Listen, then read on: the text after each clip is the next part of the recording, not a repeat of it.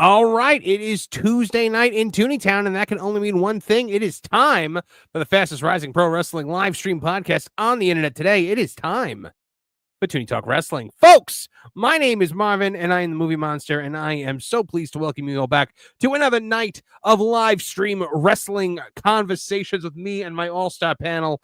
As always, going to be joining me here this week. We are coming off the heels of AEW Full Gear, so we will be talking a bit about that. We were live, for that over the weekend, and we will be live this coming weekend for the Survivor Series War Games. So we're going to do a little preview of that tonight as well. If you guys want to, comment along in the show, make sure to send in a little send in a super chat. Anything from $1.99 and up is welcome. We take breaks in between our topics to read the super chats. We leave no super chats behind, and we break for super chats of $50 or more. So when somebody tweets 50 or more, we stop whatever we're doing and we read that super chat. That's a new thing that we do now. All right, guys. So heading into War Games, but I can't talk about it by myself. I need my panel with me. I need my brothers in arms who stand with me against the evils of the wrestling world. And the first person to bring in for that, folks, the one, the only AEW disciplinary committee from the world of Maxed Out Media. We like to call him Dis. Hi. You left me alone with the Tony Khan Media Scrum. No, you weren't alone. You did. No, I've been waiting to call you off about this. You know how long that went? Yeah, the entire night we were like, we're in this together, man. We're gonna do this together. $600 and we get to do it. You were like, feet don't fail me now. There was a disc-shaped cloud of smoke as you abandoned me to go with your sick child. Where are your priorities? I'm telling you right now, I guarantee that Media Scrum was better than anything we watched during that pay-per-view, except for AJ Justin. Well, folks, also joining us this week, the other guy who abandoned me during the Media Scrum, Awful Wrestling. You're muted. Awful's muted. You're muted. How about now? Muted. What's going on, everybody? Now you're good. Yeah, Awful was also hanging, you did. You were like, I'm leaving. You were like, okay, cool, I'm heading out. I'm like, wait, what? We're still going. Oh yeah, I tapped out. Like that. You left me with poor neckbeard who didn't have a voice. But that's because he was awesome. And then he ended up having to go because he couldn't talk because the poor guy's recovering from pneumonia. And then I was by myself. Okay. Had I known that Awful was going to leave, I would have come back. I did. You should know that Awful is going to leave because you know Awful. That's true. Yeah, that's a good point. But you know what? I had the people with me, like The Rock. The people were behind me. All right, guys, get those super chats in. We will read them in between the segments here. And all right, let's get ready to rock and roll tonight, guys. Should we let them know Kevin Apollo will be here? Yes. Kevin is coming tonight. He's going to be here in about 10 minutes. He's coming from he's out right now. He's going to get home and he's going to log on. So we're going to start talking about the Survivor Series because I really want Kev's opinion on Full Gear and I want his opinion on the press scrum. I think a lot of people think that we're going to talk a lot about the Fightful stuff from the press scrum. We'll touch on it. It's been talked about to death. I kind of don't want to delve too much into it. It was ridiculous, yes, but there's so much more from that press scrum that nobody's talking about. And we got to talk about that. We got to talk about Ricky Starks. Yeah. We got to talk about Ricky Starks and Dis absolutely creaming himself over this Ricky Starks. Yeah. This Talk Ricky about Starks it. interview. About it. Oh my god! He comes in, he's like, "Oh my god, he held nothing back," and then he shows us this thing where Ricky Starks like, "I'm not going to talk about anything." We're like, "He held Awful goes, he held everything back." Because if you listen to the interview, we'll talk about it later. I'm not going to do it right now. All right. So let's talk a bit about the Survivor. But first of all, Andre Adams checking in with our first super chat of the night for $9.99 says if you put all of AEW saviors together, they would be underdogs in a gang fight versus a Girl Scout troop. That is true. I have it on good authority that John Moxley has actually tapped out to a Girl Scout at a local community center recently. So, yeah. So very good, Andre Adams. That is 100% accurate. All right, so let's talk a bit about the Survivor Series 2024 as I vamp because I'm pulling the card up because I'm unprepared and didn't have the card up. Survivor Series War Games 2024. Let's see. What do we got going on this show? All right, LA Knight versus Shinsuke Nakamura. What do we think about this match, guys? I mean, I think it's going to be a good one. They're two solid performers. I'm kind of bored with LA Knight, but love Shinsuke. Love Shinsuke. He's one of my favorites. And his new gimmick, man, have you seen him with the black eye makeup where it's like running down his face and he looks like old ninja? Oh, he looks awesome. Yeah, he looks a lot better than before. He's got like some sort of eye makeup going on. He went full evil anime. You know, like he. Oh, okay. So he did like a like, is it almost like a Muda kind of thing? Yeah. No make. I mean, it's not like a full not full makeup. face. It's like you know those makeup things that you would put on to have a fake beard when you dressed up like a hobo for Halloween when you were a kid. Yes. The little you know what I'm talking about? Yes, when you dressed up as a hobo for Halloween, not that you had to be one because you were homeless. Or like Hulk Hogan's beard makeup thing, you know, the little sponge. Yeah. But he uses that under his eyes, so it looks like there's like black running down from his eyes a little bit, but it's kind of spotty. Darth Shinsuke sounds like it's a thing that could actually have been a thing in Star Wars. Yeah, he does. He is dressed like Anakin, Dark Anakin. He looks awesome. Pretty cool. And he looks like a woman who wore a lot of eyeliner and started crying. Does that? I think yes, that makes a lot of sense. Okay. This has been around a lot of women in eyeliner crying. I'm a heartbreaker. That's true. You know what I mean? I can't help it. I just can't finish unless she's crying. Wow, that's not what I said. You can't tell because my mouth doesn't move, but that's not what I said. Exactly. I punched baby panda to death just because I could. Whoa, Dis! Well, that's true. I'm just saying, I don't think Bill Cosby did anything wrong. Dis, what are you doing? He's a doctor. You can't get mad at a doctor. Okay. Back to LA Knight. Doctor of Style. Back to LA Knight and Shinsuke. It's rushed. But I think that Shinsuke can always kind of fit in wherever they need him, so it's not a big deal.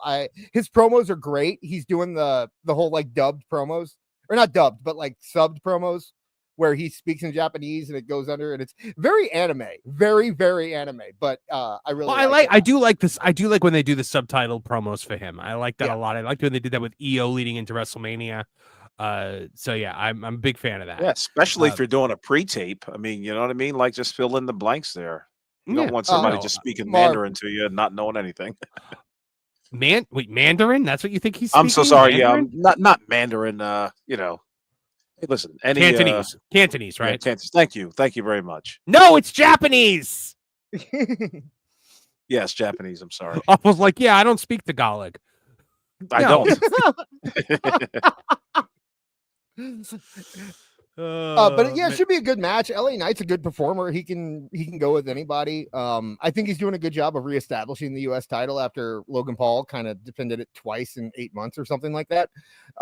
He's become a bit of a fighting champion, which is neat. And I think it's going to be a good match. Not much else to say about it though, unfortunately. Yeah.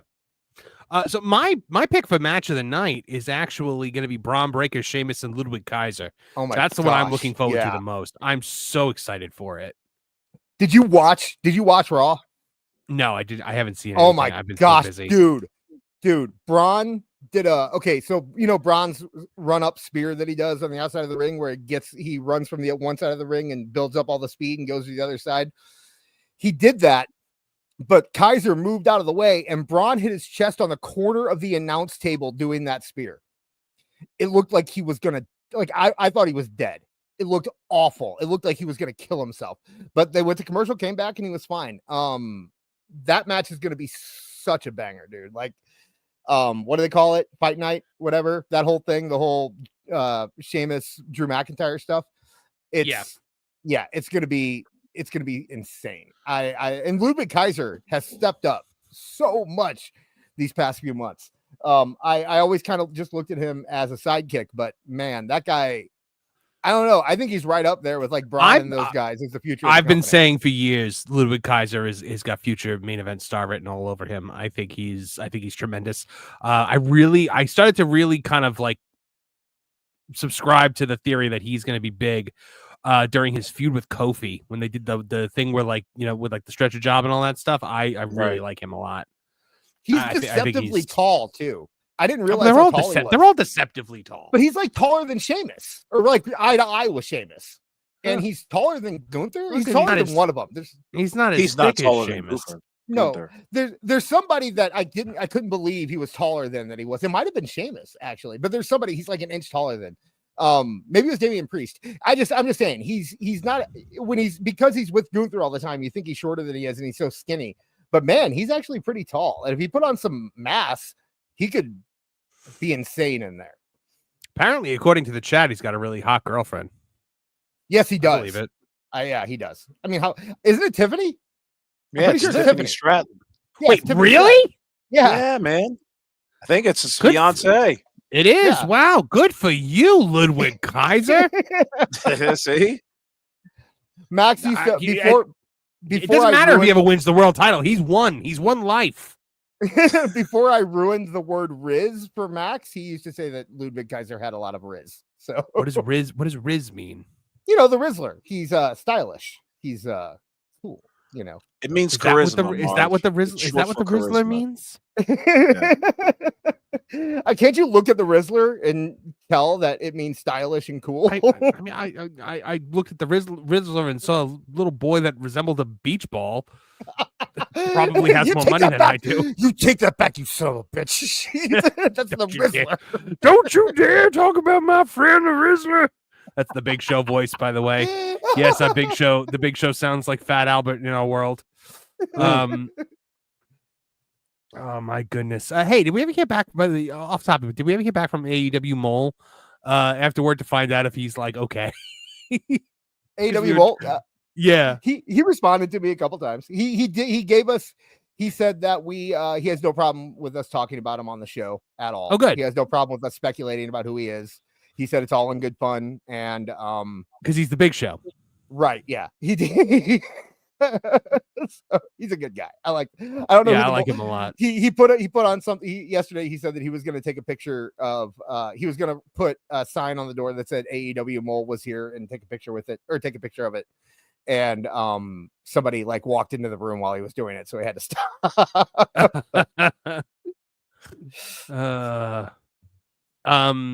Yeah, so he tweeted something today that was like a guy who was once part of a #free campaign is walking right into the possibility of it happening again. Same crap, different day. I'm assuming he means Ali. Yeah, Prince Ali. Yeah, Ali, fabulous Ali Ababwa. Makes sense because he has been finishing up with TNA. So well, yeah, everyone's saying that he's AEW bound. Mm-hmm. Next stop, the AEW Dead End. Ring of Honor. He's going to end up in Ring of Honor. There's no room for him in AEW. What does he do? There's no room for anybody in AEW. There's no room for the people that got. Speaking of no room for things, there's a women's Intercontinental title now. Yeah. Why? Why do we need that? Because Zoe Starks wants it. Yeah. Look, if we're going to have a women's Intercontinental and women's US title, you just have to make 2 more shows per week for the women. Both shows are going to 3 hours in January. So I'm thinking that might have something to do with it, right? Like they might be basically dedicating a full hour to women's. I'm not saying they come in and say, okay, the first hour is women's, the rest of it is men's, but I'm saying that they will dedicate an hour throughout the show to women's wrestling once they go 3 hours. But again, like the one thing that I've always wanted to see is, women's matches that have nothing to do with a title, that are just like personal issues that have nothing to do with the championship, because it's so rare that you ever see like a women's match on a supercard in either company that has nothing to do with one of the women's titles. I'm trying to think. Yeah. Like when's the last time you just saw, like, I think the last time was Becky and Trish, where it was just two women who just like hated each other that wanted to throw down. I mean, it's hard in WWE right now because most of them, since they moved to the 5-match card, all the matches are pretty much title matches at this point. So I agree. So what you're looking at are the Raw and SmackDown the week of, which by the way, we didn't talk about this, but now Saturday night's main event makes a whole lot more sense, doesn't it? Especially if they're doing it because that can have your undercard matches that aren't going to be big enough for pay-per-views. Right. You can throw them on Saturday night's main event now. But if you look at those, they did do Ivy Nile versus Nikki. They had, they've had a couple mixed. Bailey had a feud that didn't involve the title. So there's some mixed in, but yeah, it is weird that they don't have just big women's matches that don't involve titles. It's a good point. I don't know why they need. Why I don't understand why you laughing awful. I heard you yawn like I'm like it was the longest day of your life. Yeah. Oh, dude, it is the longest day of my life. I've been streaming since 11 a.m. I did that Park Place Morning Magic. Then I was in the pro show. Then we had that game place. Then I had a stretch of a few hours to get as many articles done for the website as I possibly could. Now I'm here, and when I leave here, I'm going to Extra Magic Hour with that Park Place afterward. So yeah, it's a lot. Okay, so we think that the Braun Breaker match is going to steal the show for sure. I think it's probably gonna be a very stiff match. Probably the match I'm looking forward to the least is Gunther and Damian Priest. I don't need to see that again. It was really good last time though. It was good last time. I had no problem with it. I don't like that Cody's not on Survivor Series because it's one of the big four. They're saving it for Saturday night's main event though. I get it. They want a big match for Saturday night's main event. So I think they've already announced that it's Kevin Owens versus Cody as on Saturday night's main event. So I get it. I agree with you. He should be on the show, but I get it. Look, it's the main, as much as people want to pretend, it's the main world championship. Cody's championship is the main world championship for the company. Mm-hmm. It needs to be on one of the big four. I don't like not having it there. I wanted to give Saturday night's main event a push. I don't agree with not having Cody on the show. I don't. It could have taken over for the women's Hell in the Cell. The women's War Games. Yeah, so let's talk about that. Games. The women's War Games match: Rhea Ripley, Bianca Belair, Naomi, Io Sky, and Bayley versus the Judgment Day: Liv Morgan and Raquel Rodriguez, Nia Jax, Tiffany Stratton, and Candice LeRae. This match does not need to be a War Games match. Candice LeRae is in this match. Yeah, because she's been her and the whole thing with Candice is that since Tiffy got the Money in the Bank, she's had kind of tension with Nia. So Nia brought in Candice as like a threat to Tiffy, saying like, I don't need you. I can get another little blonde girl if you're gonna turn on me, What a way to bring in Candice LeRae. Hey, she's on TV more than she was when she was with Indy Hartwell. So that's true. Indy Hartwell gets released and Candice immediately gets a push. Immediately. Man, yeah, we don't need two of everything. We got 2 Royal Rumbles, which fine. 2 Royal Rumbles, that's fine. 2 Money in the Banks, I'm okay with that too.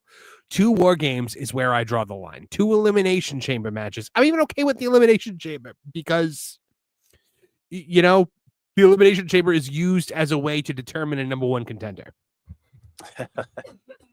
Typically, right? Right. I don't.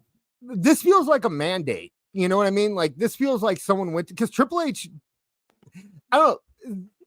The booking doesn't seem like his heart was into this match at all. It seems like someone said we need a women's War Games match, and he's like, "Really? Do we?" How come Tony doesn't have to book 2 Stadium Stampede matches?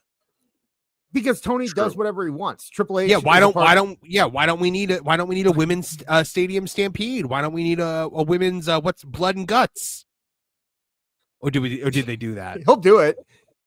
You just spoke. You just said it out loud, so it's gonna happen. Yeah, well, because they didn't. They've never done a women's Blood, because that's their War Games, right? Blood and Guts. Right. Stupidest name ever. They've never done a women's match for that, and nobody says boo about it. So why does WWE have to pander like this and do 2? Because War Games is not something that needs to be like it's just a given that you're going to have 2 War Games matches. It should be if there is a feud that lends itself to War Games, then that happens. And War Games is the ultimate blow-off between two factions. It's supposed to be the big match to end the match beyond. It loses something when you have two of them.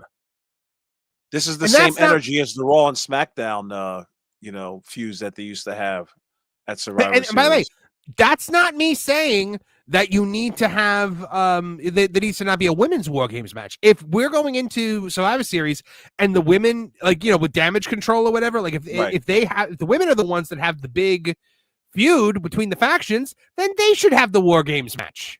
Right. It's just there should only be one. I look, this year War Games was made for the Bloodline versus the Bloodline. 100%. This has been a year in the making. Yeah, I agree with you though. I think that the Royal Rumble is the only one that makes sense, right? Like the Royal Rumble makes sense. I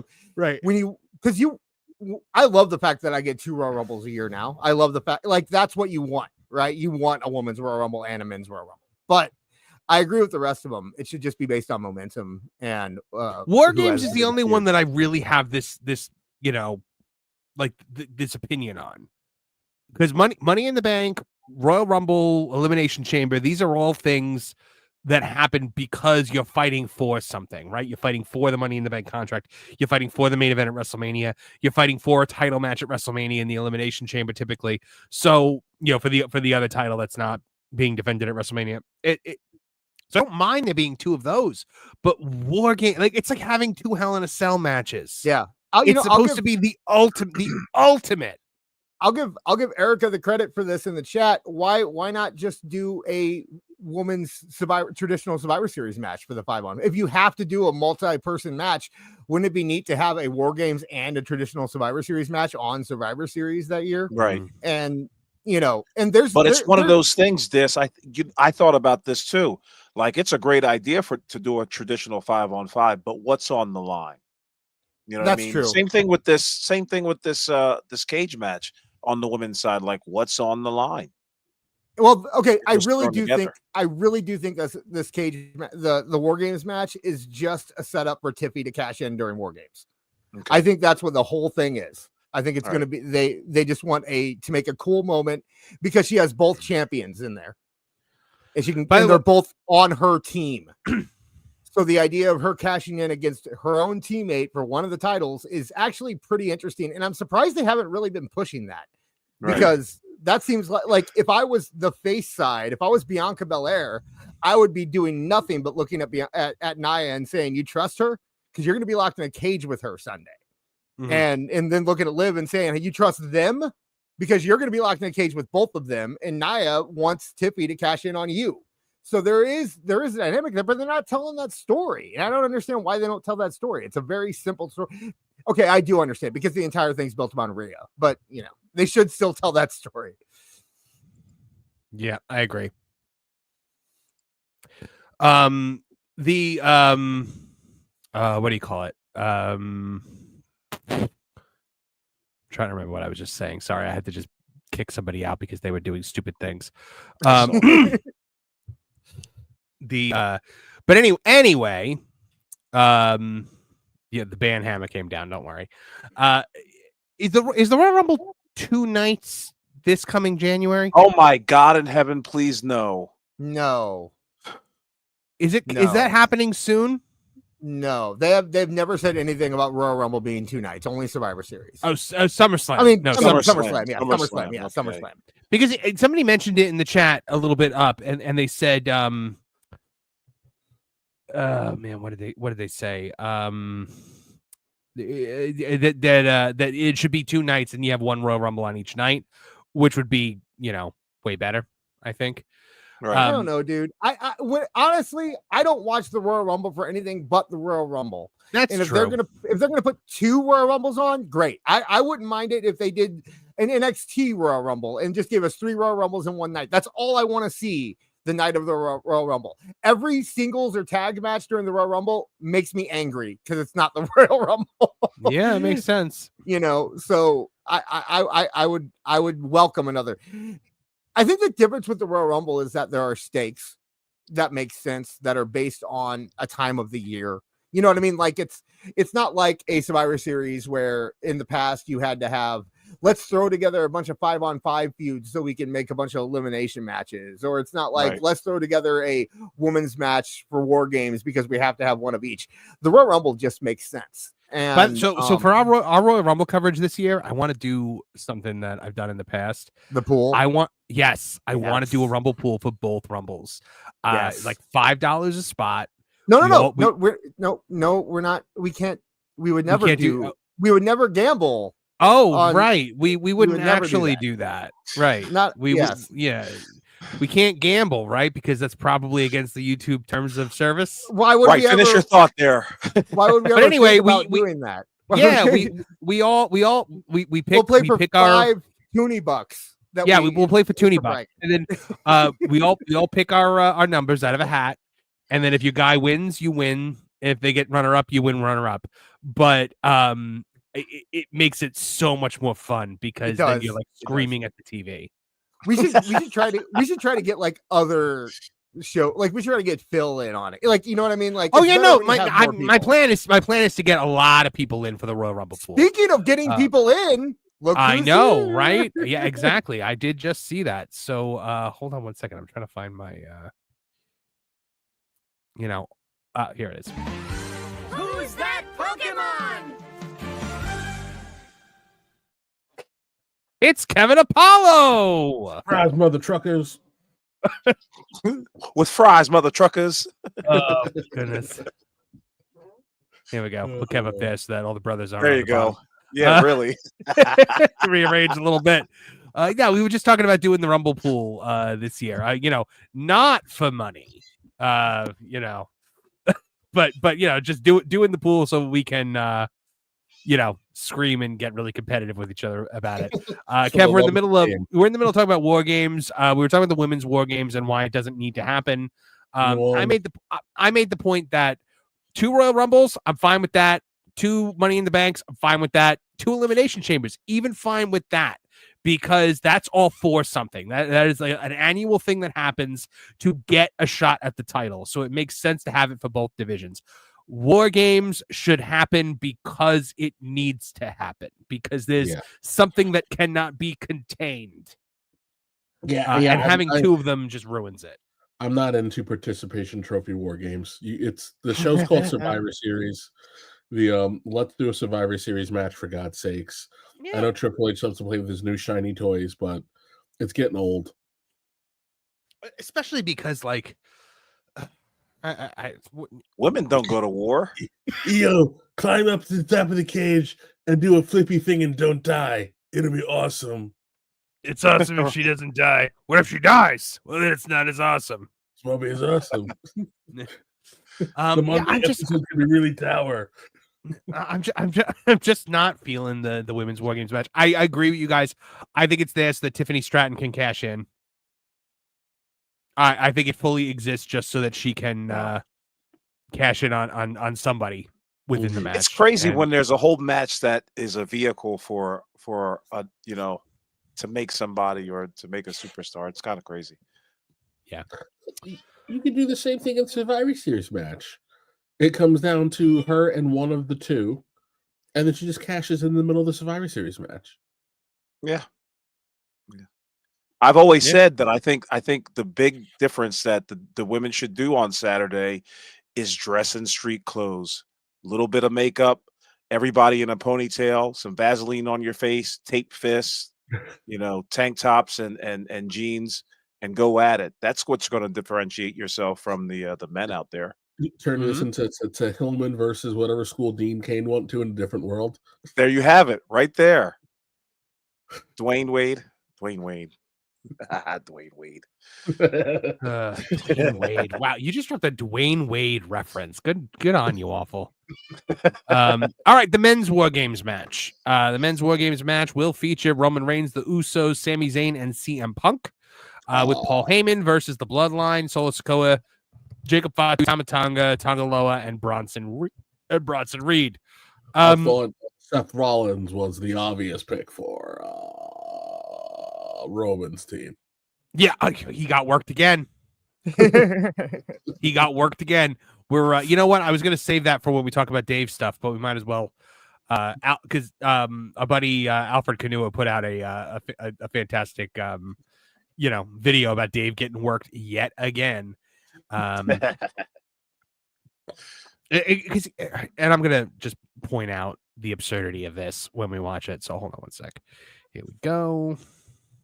Everything is leading to whether or not Seth is going to join the original bloodline or not. Oh, yeah. Which it is.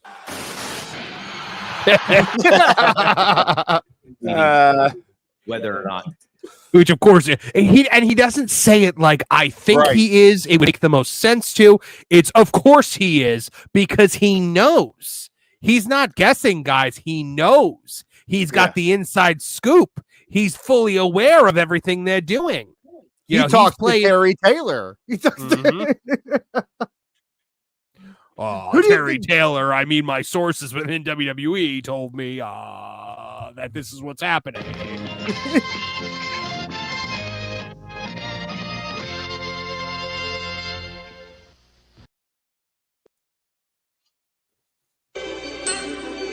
Happy birthday! I just saw that one, and I saw it, and I had to play it because Kev added it while I was gone because it was his birthday. Well, which by the way, I watched that last night with my wife, who had never seen it before. You're lying. I'm not lying. She was like, "Oh wait, why?" She's like, "Oh, what's the story with the hat? Like, what? Why is this magician guy?" So I'm like, "Have you never watched this?" And she was like, "No, I've never seen it before." I said, "What?" I was like, "What were you doing as a kid?" She's like, "I don't know, not being white." Yeah, how about that? I guess in this one it's not being white or black because the brothers watched Frosty the Snowman at Christmas, right? It's an American thing. Yeah. Awful. Did you watch Frosty? I did. Yes, I did. Okay. Frosty, Rudolph the Red-Nosed Reindeer. Yeah, those Rankin and Bass. I didn't realize Frosty was play him Rankin and 50 Bass. times a day, so Yeah. I thought maybe you just watched like Fat Albert or something. I don't know. Isn't that No. Fat Albert Christmas was kind of cool though. yeah. Fat Albert? No, it was. I love Fat Albert Christmas. There was Kevin. You missed it at for our Full Gear watch along. There was a lot of Big Show voice going on because you know the account AEW Mole. We've decided that he's the Big Show. It's the Big Show. So everything that he says, we were just because he said that he was gonna. He goes, I'll be walking past the camera during the pre-show, and the Big Show did. So we were like, it's the Big Show. Look, I ain't got nothing better to do. And everybody was like, why does it sound like Fat Albert? I'm like, blame Kev. It's his voice. Kev's the one that made up the Big Show voice.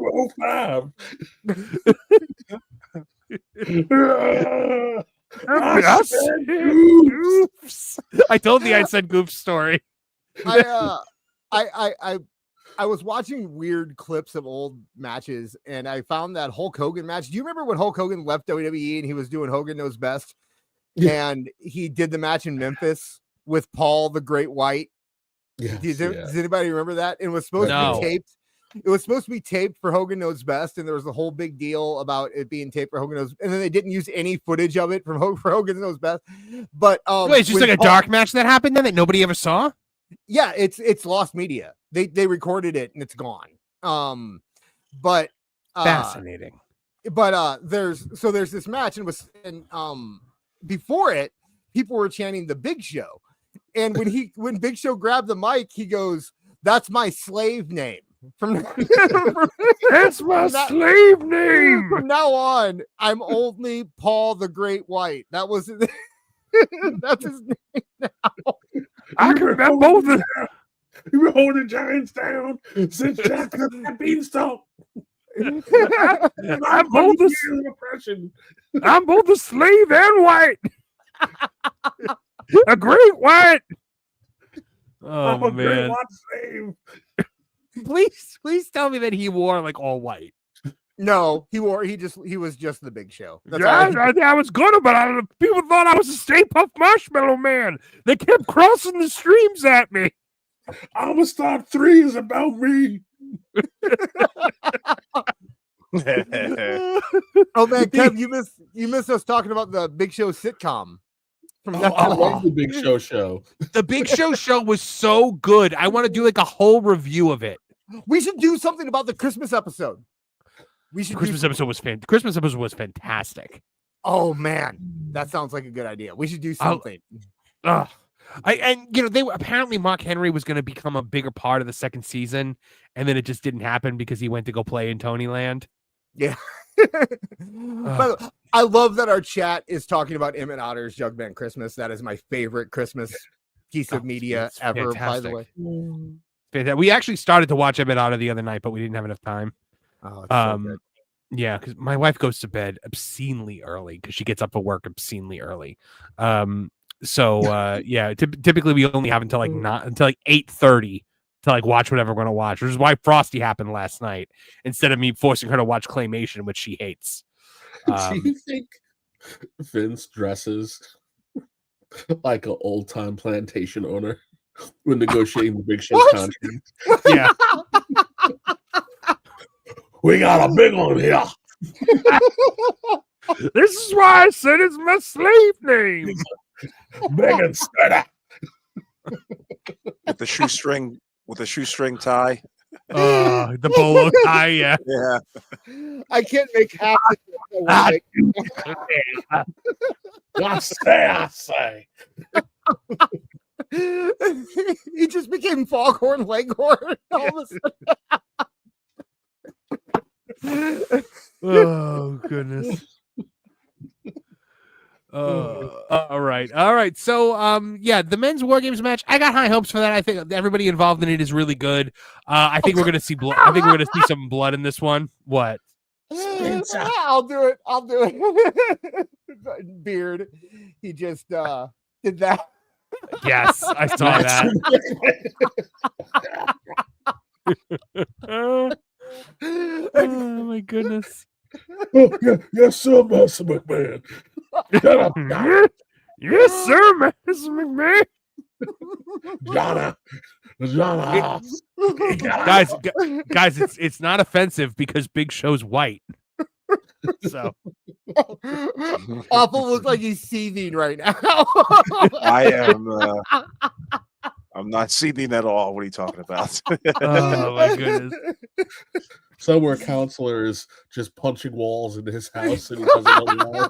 Yeah, Hey, shout Big out Show's the one counselor. that said. Yeah, Big Show's the one that said it. Master got me working. I can't do the Big Show voice. Working in the guy. What voice was that? I said I can't do the Big Show voice. I admitted it. Wimpy kid on recess.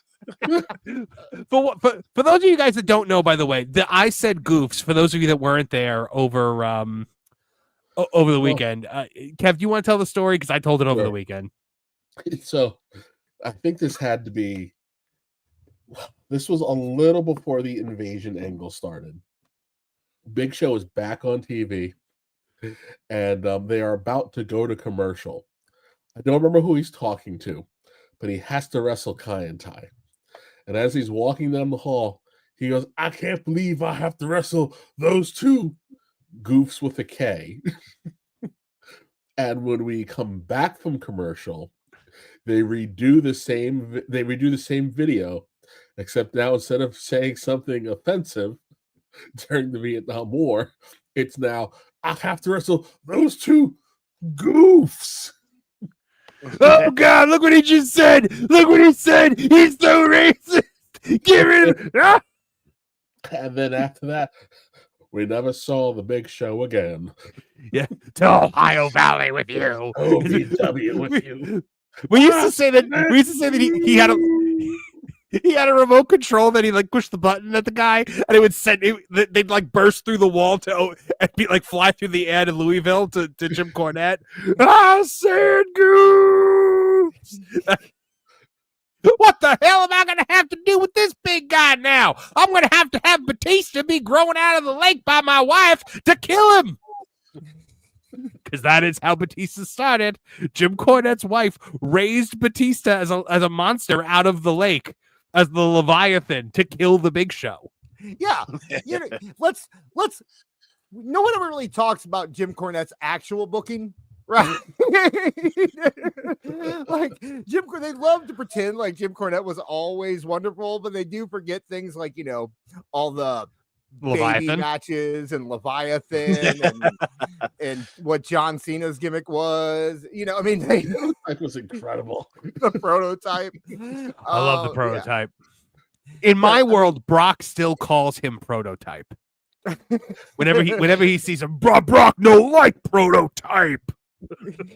when Brock came back and immediately attacked Cena, it's because he saw him out there. He's like, Brock hate prototype.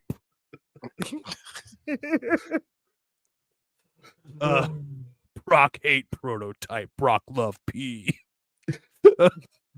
Apparently, Brock does not like P. Apparently not. No, apparently they say he doesn't. All right, so You am nasty.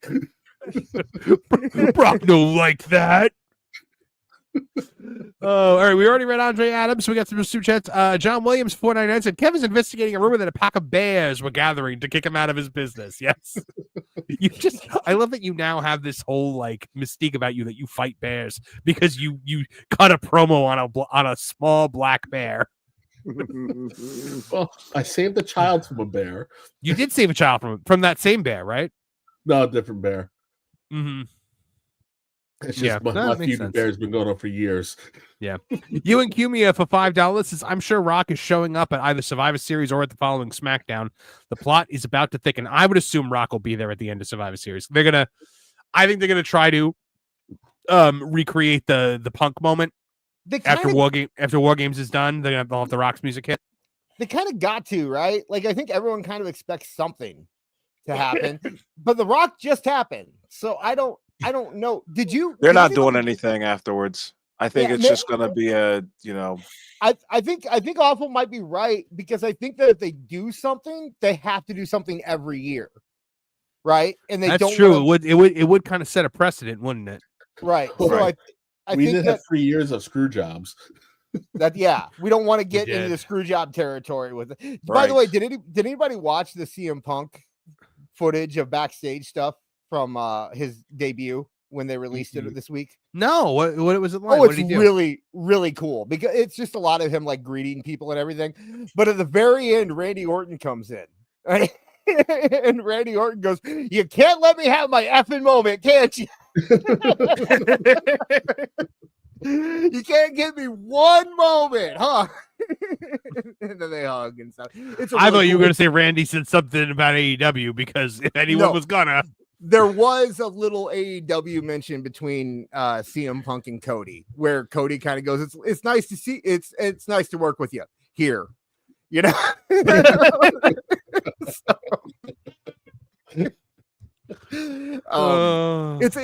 a really cool video. I suggest everybody go watch it. It's on WWE. All right, I'll have to watch it. I will have to watch it. Let's see. Tyler Golasinski says, I acknowledge you, my tribal editor-in-chief of That Park Place. Thank you very much. Appreciate it. And make sure you guys are bookmarked to thatparkplace.com. I just wrote a ton of video game articles today. One of the higher ups at CD Projekt Red was spending his day yelling at a fan on X, because that's how you sell video games. Josh Carlos 98 for $4.99 says Ricky Starks pulled from GCW events by AEW per Fightful could mean TK vetoed his appearance, or TK is going to use him on AEW soon. Not sure, to be honest. So now that's more than just as per Fightful. That's as per GCW. Yeah. Yep. I'm looking at a thing right now. Hold on, let me share it real quick. Thank you, Josh Carlos. We're gonna take a look at it in a second. You know what? I'll wait because we'll talk about that next. We'll get into all that stuff next. Sure. You guys can bully me for 20 minutes about Ricky Starks. That'll be very fun. But your man love for Ricky Starks, apparently. Here's a tip, guys. If your name is me, never say you like anything, or else ever. I agree with you about Ricky Starks, by the way, my brother. You. You're not alone. Thank you. I don't even really like him that much, but anyway, we'll get into that. Oh my goodness. Late game bloomer for 99 somethings. I'm not exactly sure what that currency is, but I know from the color. Isn't that a Dave and Buster's coin? Rupees. It's Is it rupees? I don't know. It might be. But anyway, thank you for it. He says, "Who is the pet?" I thought he said prettiest. Who is the pettiest booker ever, and why is it Tony? He is pretty petty. We have seen what he's doing with Ricky Starks. If it is in fact real, Awful is under the impression that it is not, which we'll get into a little bit later. But yeah, he could be pretty petty. No, pettiest ever is Paul Heyman. Paul Heyman will explain create gimmicks. Paul Heyman will create gimmicks to get back at people. Paul Heyman will create. You just described Vince McMahon. Who's true. the pettiest of them all? Okay, yeah, it's one of they're two sides of the same coin. If you want to be technical, they're both kind of the same person. Oh, you know what? Vince Russo. Every gimmick he made was basically to get back at somebody. Right. Mostly Jim Ross. Just five different gimmicks to hate Jim Ross. Jim Ross, Mr. Perfect. Yeah. So yeah. But the like Paul Heyman, my favorite petty Paul Heyman story is, I guess, to get Jim Cornette to appear at the ECW arena, he had to apologize to Dennis Carluzzo. Yeah. But then, like, immediately after Jim appeared on his show, found a way to take back his apology somehow and screw over Carluzzo again. Which just chef's kiss. BT23 for $5 says, explain ending of Full Gear and how long Christian should hold contract. Upset with Punk pick because it means that we could see Drew, Seth, Rock get involved. Yeah, Christian, I don't know what they're waiting for with that I'm pretty sure that when Christian does eventually try to cash that contract in, it'll be when Edge comes back. I guess I think they're gonna go right back into Edge and Christian because I don't think Edge wants to work with anyone else. I kind of agreed with what someone said on Twitter, which is you just need to get rid of Christian right now. He needs to not be involved at all. Moxley needs to destroy him and injure him and get him off TV because he only messes up that whole angle by existing.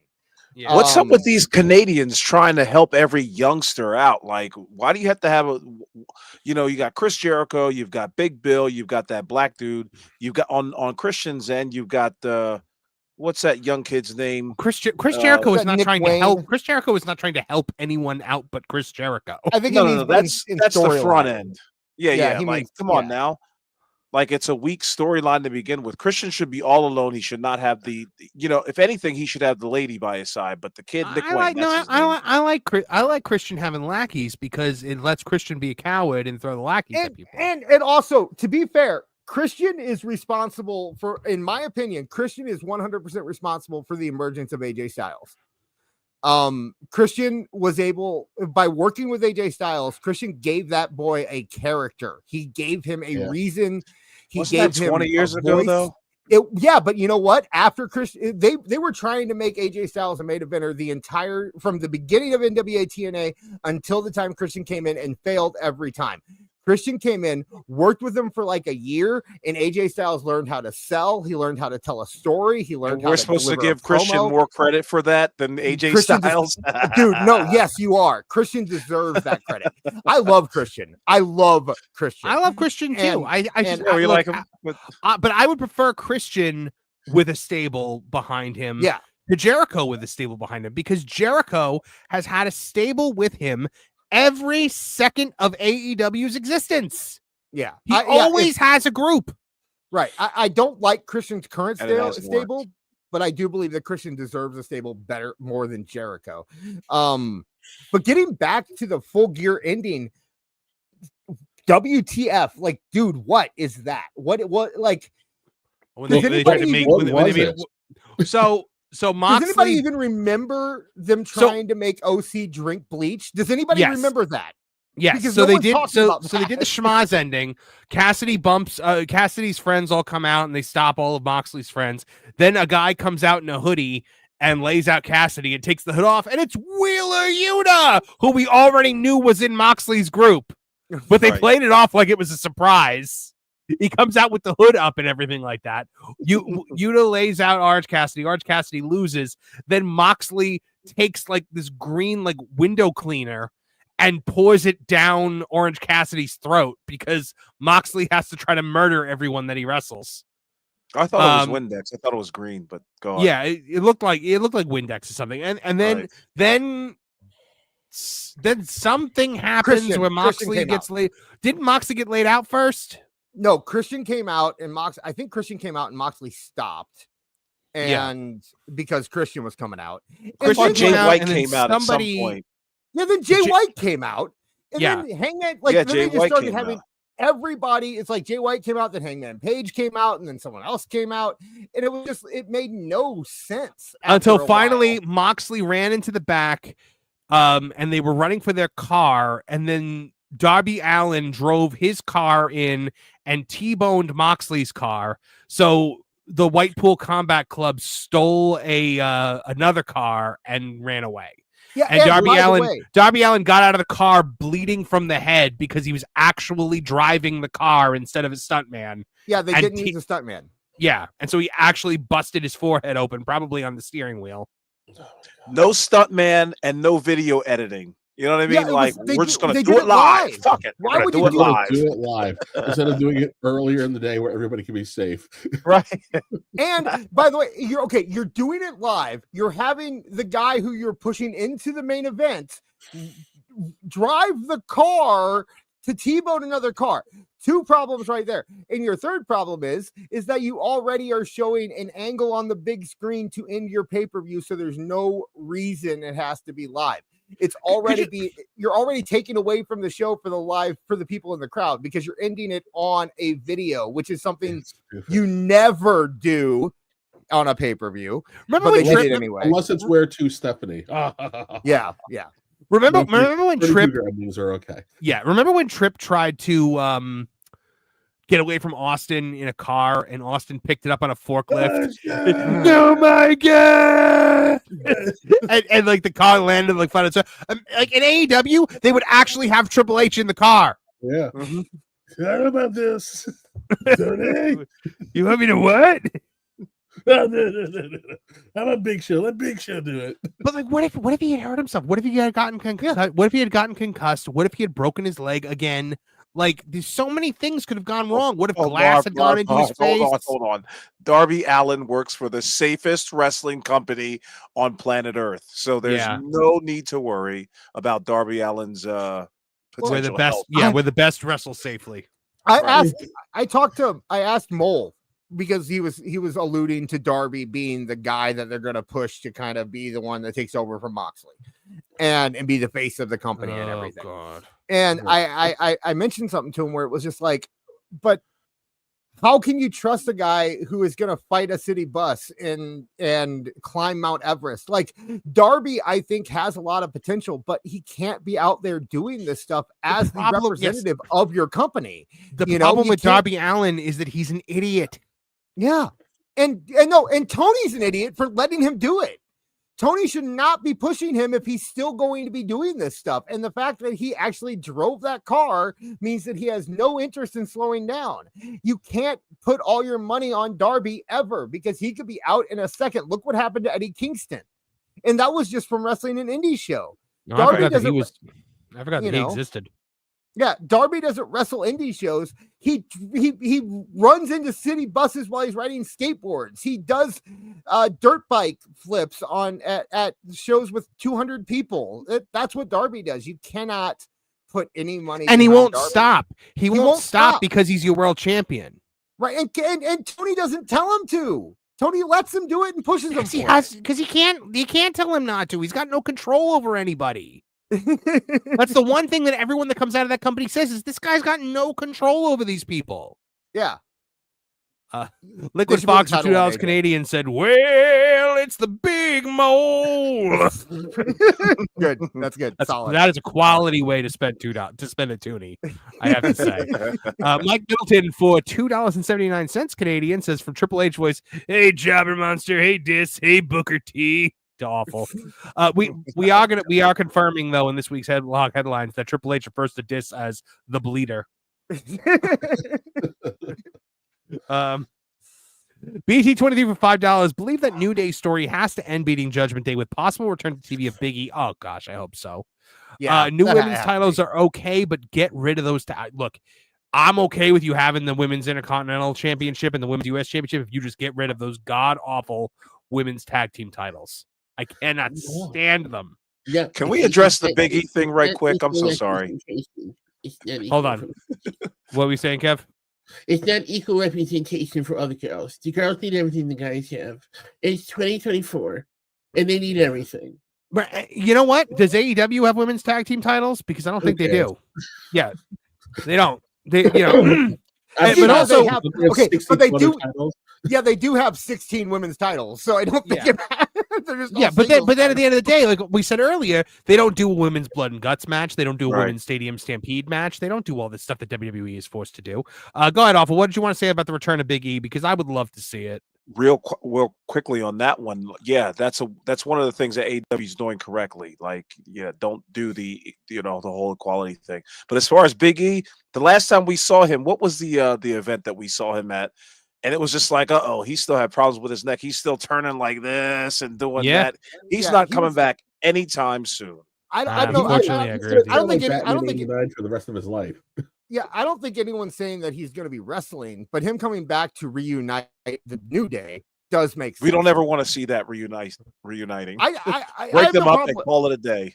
No, I am. I don't think, you, dude. Really. I don't know, like man. The New Day, but and this is the thing that killed Biggie. At some point in time, you got to leave that geek BS behind and go be a wrestler. And like, I'm sorry, Apollo. What was he? What was he in TNA? Oh, why am I brain farting on his name? Consequences Creed. Thank you. I want to see Consequences Creed. Xavier Woods is boring. King Woods was an embarrassment, bro. It's time to harden up. Stop being soft. Leave the geek crap to the 12-year-olds who want to watch AEW, and go be a man. It's time to go be a man. Like, see, I don't. Here's my thought on the New Day is that, number one, like, I don't think either of these two are going to be valuable in any other situation. Unfortunately, at this point, with that roster that WWE has, I don't really see how either of these two are going to break out and really become something that is going to be more than what they can make by selling t-shirts and being the New Day. I like Xavier Woods a lot. I've been a fan of him since he walked in and took Pac-Man Jones' spot and teamed up with Ron the Truth Killings. I was so pumped when he came out in those Star Spangled Banner tights. I love Xavier Woods, but I understand his position in that company and the roster in that company, and I just don't see, if they break up, I see Woods going down to NXT eventually. I don't know where he fits in, and Kofi is always going to be okay because they'll team him up with R-Truth, or they'll find something else for him to do. But I think Woods, if people want to see him, I don't see another way that it's possible. I think the best thing, honestly, would be turning them heel and splitting them as a tag team and having them be individual wrestlers who still are part of a faction.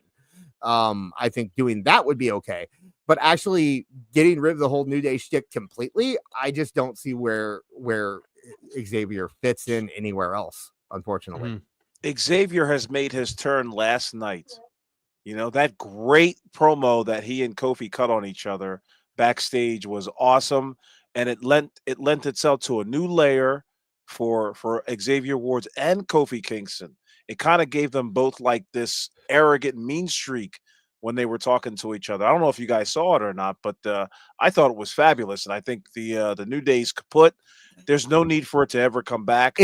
I think what happened last night was the catalyst for both of their separate runs. Did you just call it fabulous?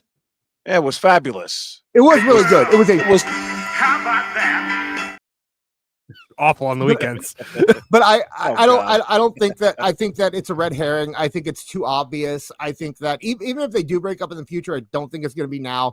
The whole story about the New Day is friendship and the power of positivity. You might get to see a match between Woods and Kofi, but I think in the end, it's going to end up with Big E coming in and reuniting them and bringing them back together. And just because, like I said, it's too WWE doesn't telegraph stuff like this. They telegraph stuff and then they twist you like they did with Seth.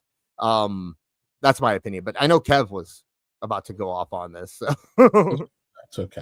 It's okay. I've been pestering Meltzer all day, and he keeps responding to me, but he keeps not answering my question. He's responding to you? And I keep And so I keep re-asking the question in different ways, and he keeps ignoring certain parts of it. And I'm What's the question you're asking him? Oh, it's the same thing I always ask him. He always talks about like the flow of revenue. So I keep going, well, nobody cares how much the revenue is. How do we? The main was, how do we define success in AEW? They've got no attendance. No one's going to the live shows. No one's watching the TV shows. Yeah, I've asked the question 6 times over the weekend. So he keeps like deflecting. So I just How are you not blocked by Meltzer? Yeah, how is he not blocking you? How are you having a dialogue? How is he not taking one look at you and run to Blue Sky? I had 50 followers, and Meltzer was talking about black representation in WWE, and I posted, "Hey, why didn't you give a 5-star match to a black wrestler besides Butch Reed in 35 years?" And then he immediately blocked me. How are you not blocked?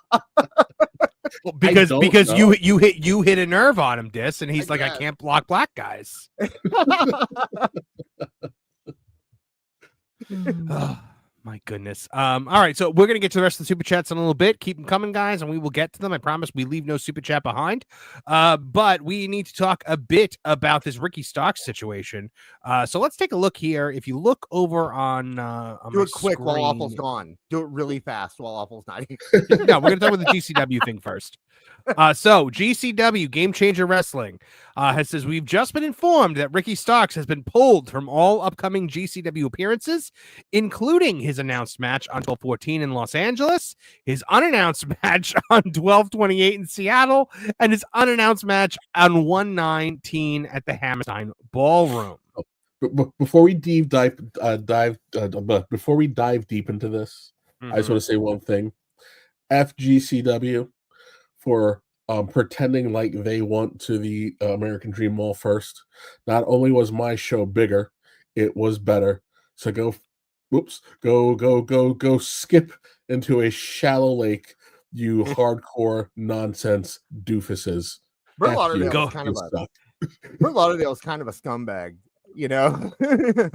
In other words, Kevin Apollo just said to GCW, it's all there, black and white, clear as crystal. You get nothing. You lose. Good day, sir. Any excuse to play that clip.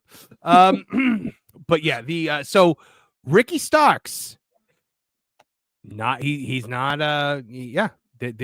happening, guys. He's not wrestling for GCW. Tony Khan pulling him from his indie bookings. Now, do you think this is because Tony wants to use him? No. Or do you think it's because Tony Khan is just trying to mess with him now? I think that he might start using him, because Tony Khan does this thing where the second that everyone starts saying he's not going to use somebody, he will be like, oh yeah, well, I'll show you, and he'll start using them.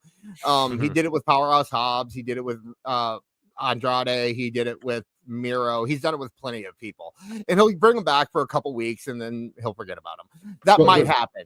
Yeah. But there's also the thing where apparently somebody from GCW said something about Shad and made fun of him. There's GCW had an NXT wrestler wrestle in GCW recently. There's a few reasons that Tony might be blocking his people working for GCW. That's ridiculous. So Dis came to us earlier today, and he was like, "Are you gonna pull up the DMs? Are you just gonna?" No. I have the image. He's like, guys, you're not going to believe this Ricky Starks interview. He held nothing back. All right, let's take a look at what it looks like. I was not talking about that specific quote. I was just sending you that quote. Interview. I was just sending you that quote. I was not talking about that quote. Here's Ricky Starks holding nothing back.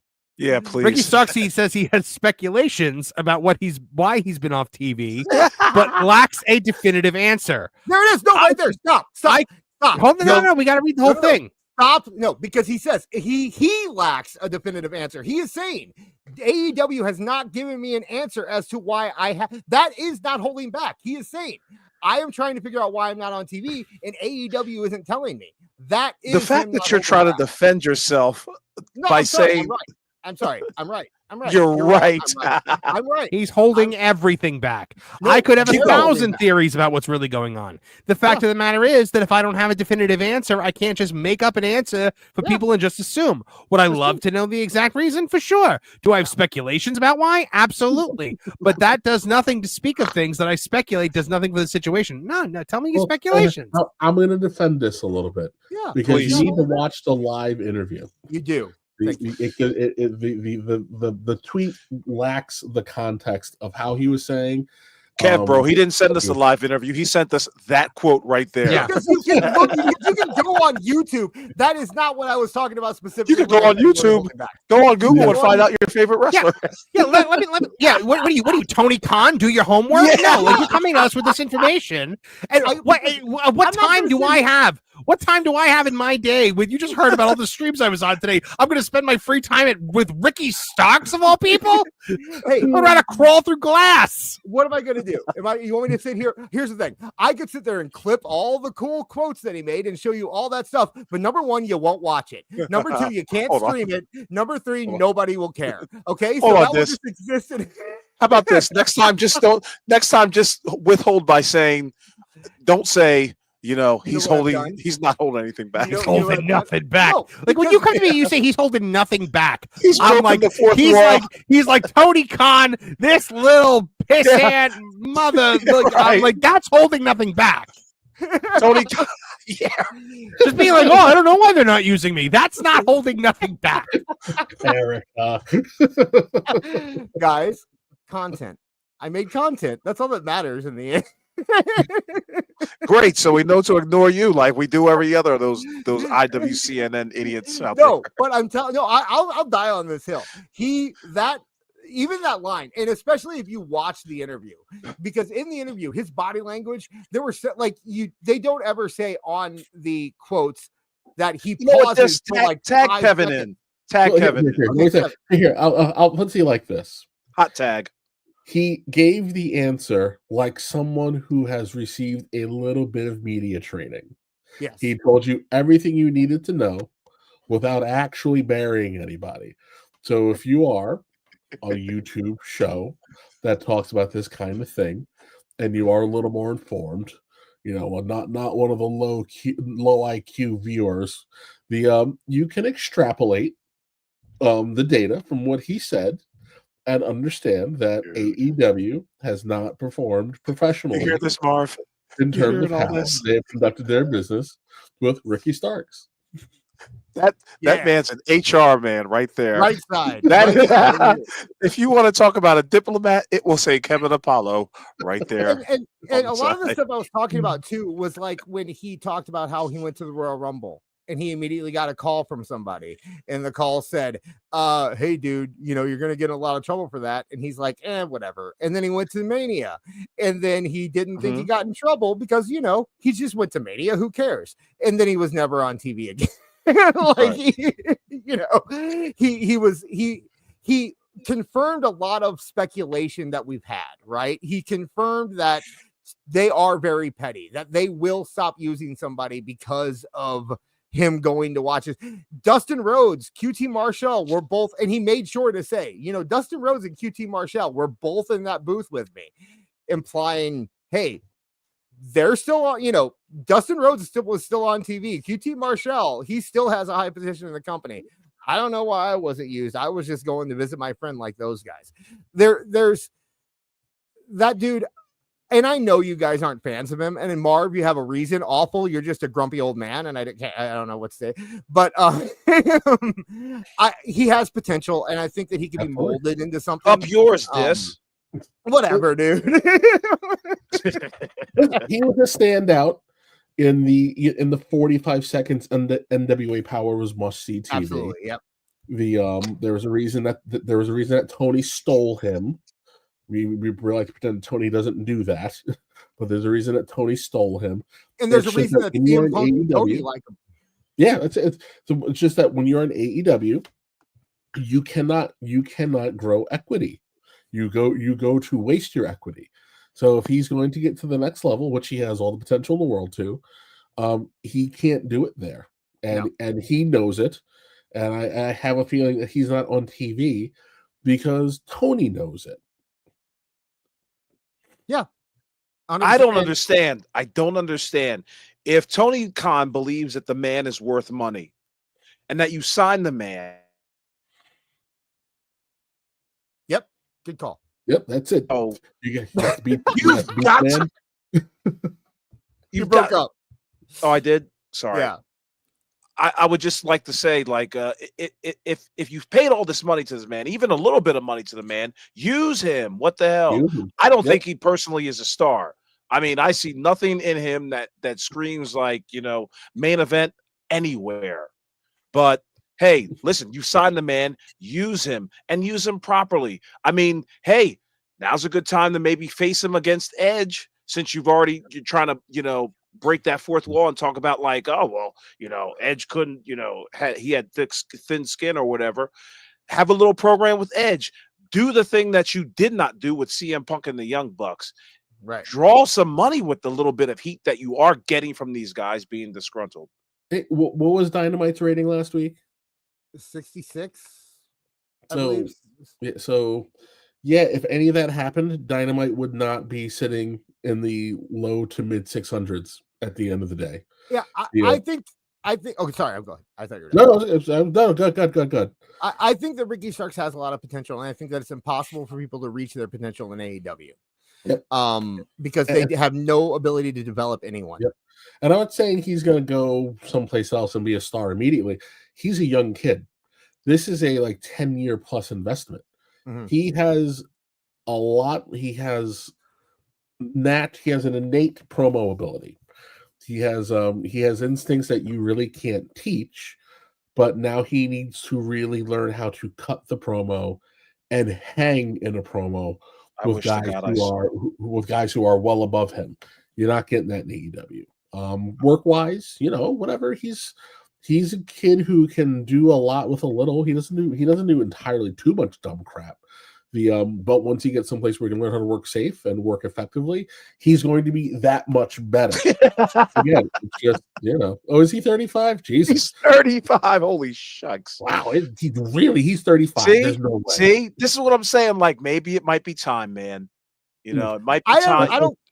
I would never say that Ricky Starks is going to be a main eventer. I would never say that. You look at a guy like Ethan Page, or you look at a guy like Sean Spears. Look, Ethan Page went over to WWE and he instantly became a main eventer at NXT. And I never saw anything in Ethan Page. I thought Ethan Page was a goof. I thought he was Santino Marella. And now Marv has disappeared. He is dead. Marv is dead in Minecraft. Marv is a dead Minecraft character now. But I never saw anything. Yeah, I never saw anything in Ethan Page other than a goof kind of meme wrestler. And can you guys hear me now? Yeah, yes, we can hear you. I've been screaming for the last 5 minutes, thinking everybody is just talking over me, and apparently my microphone was dead. No, we were talking over you. We just don't like you. Anyway, that's why I'm joking. We didn't hear you. We need to go back to a time too, and I think Triple H kind of realizes this too.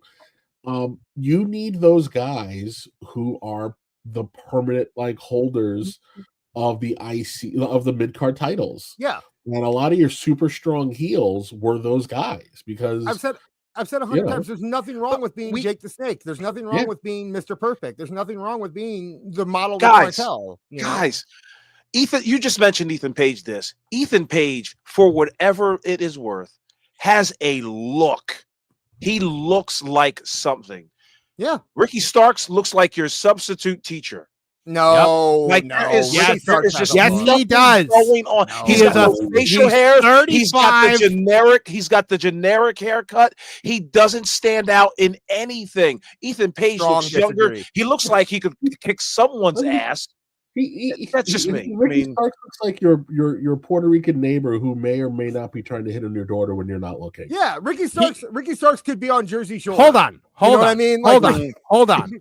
Let's get into it. Can you guys hear me at this point? Yes. Okay, cool. We need to stop referring to him. He's this blue chip, a young kid, 35-year-old man. All right, 34, I think. You know, I never past said he his- was that. and in the turn in wrestling terms, past the point where we're like, oh, he's a young kid that just needs his shot. No, he's a 35-year-old man. Secondly, the reason why I despise Ricky Starks is because he attacked me personally on Twitter, all because he wanted to stand up for Fearless Leader and get in good with Il Duce. You know what's funny? He made his bed. It's time to lie in it. You wanted to be with Tony Khan so bad. You wanted to butter up. Well, guess what, pal? He's going to keep you super close forever because he's never letting you go. Because the next thing we need to talk about with this Ricky Starks situation is that as per Fightful, AEW picked up an option for Ricky Starks' contract in April. He's under contract until 2025. Rock. Everyone in the chat. What is the Rachel Maddow is happening right now? Pay attention, chat. Everyone, never say anything negative about Marv. He will hate you for life. He will never. He's sick. He's He's sick. The worst of the worst on me that day. And he really burned me up. Because you know what? Dustin said something to me too, and I'm like, I can't be mad at you, Dustin. But this little pissant, absolutely not. I hope you rot. I hope you turn to dust sitting next to Tony in gorilla position. I wasn't gonna bring this up, but he did bring up in the interview how he is a troll and he likes to attack people online. And well, guess what? Guess what trolls live in dark caves, and that's where Tony Khan has put you, and that is where you are going to stay. I'm just gonna say, Matt Hardy did that to me, and now me and Matt Hardy are best friends. So that's because I don't remember doing it to you. Yeah, my brains are leaking out through my ears. It was quite funny in the group chat. Marv had made mention earlier in the day, like, I hope Tony Khan just extends his contract, and within like the hour, can I? That's what happened. Let me break the wall for a second. Break the fourth wall for a second. I love bringing up Ricky Starks to Marv. It's my favorite thing to do. Now, Marv, you got to know something. I see anything about Ricky Starks, I immediately bring it up to Marv. It's just you like can tell he loves it too. You can tell he just totally loves it because he drops those breadcrumbs and that raging bull comes crashing through the wall like a rabid Kool-Aid man. When I saw all of this stuff going on this week with him, I was Vernon Dursley in the Order of the Phoenix when the Howler comes in that tells Harry Potter that he is expelled from Hogwarts, and I just went, justice. Has anybody awful? Have you noticed that every time there's a story about Ricky Starks, I put it in the group chat? Yeah, we sometimes wonder why you do such a thing. We just all thought you had this. We all because he knows that it makes me do this. All right, I'll give myself the more manly. I'll get you for this. You won't escape my wrath. I've met. I have middle finger. There have been several times where I've mentioned Ricky Starks because in my fantasy, I want Ricky Starks to enjoy something I post so that I can post it to Marv and see what he does. What do they do in at like the Jewish funeral? They rip the coat when someone's dead. Like, you're dead to me at that point. No, Hava, no, to marry outside the faith. I see. What's weird though is Fiddler on the Roof references tonight.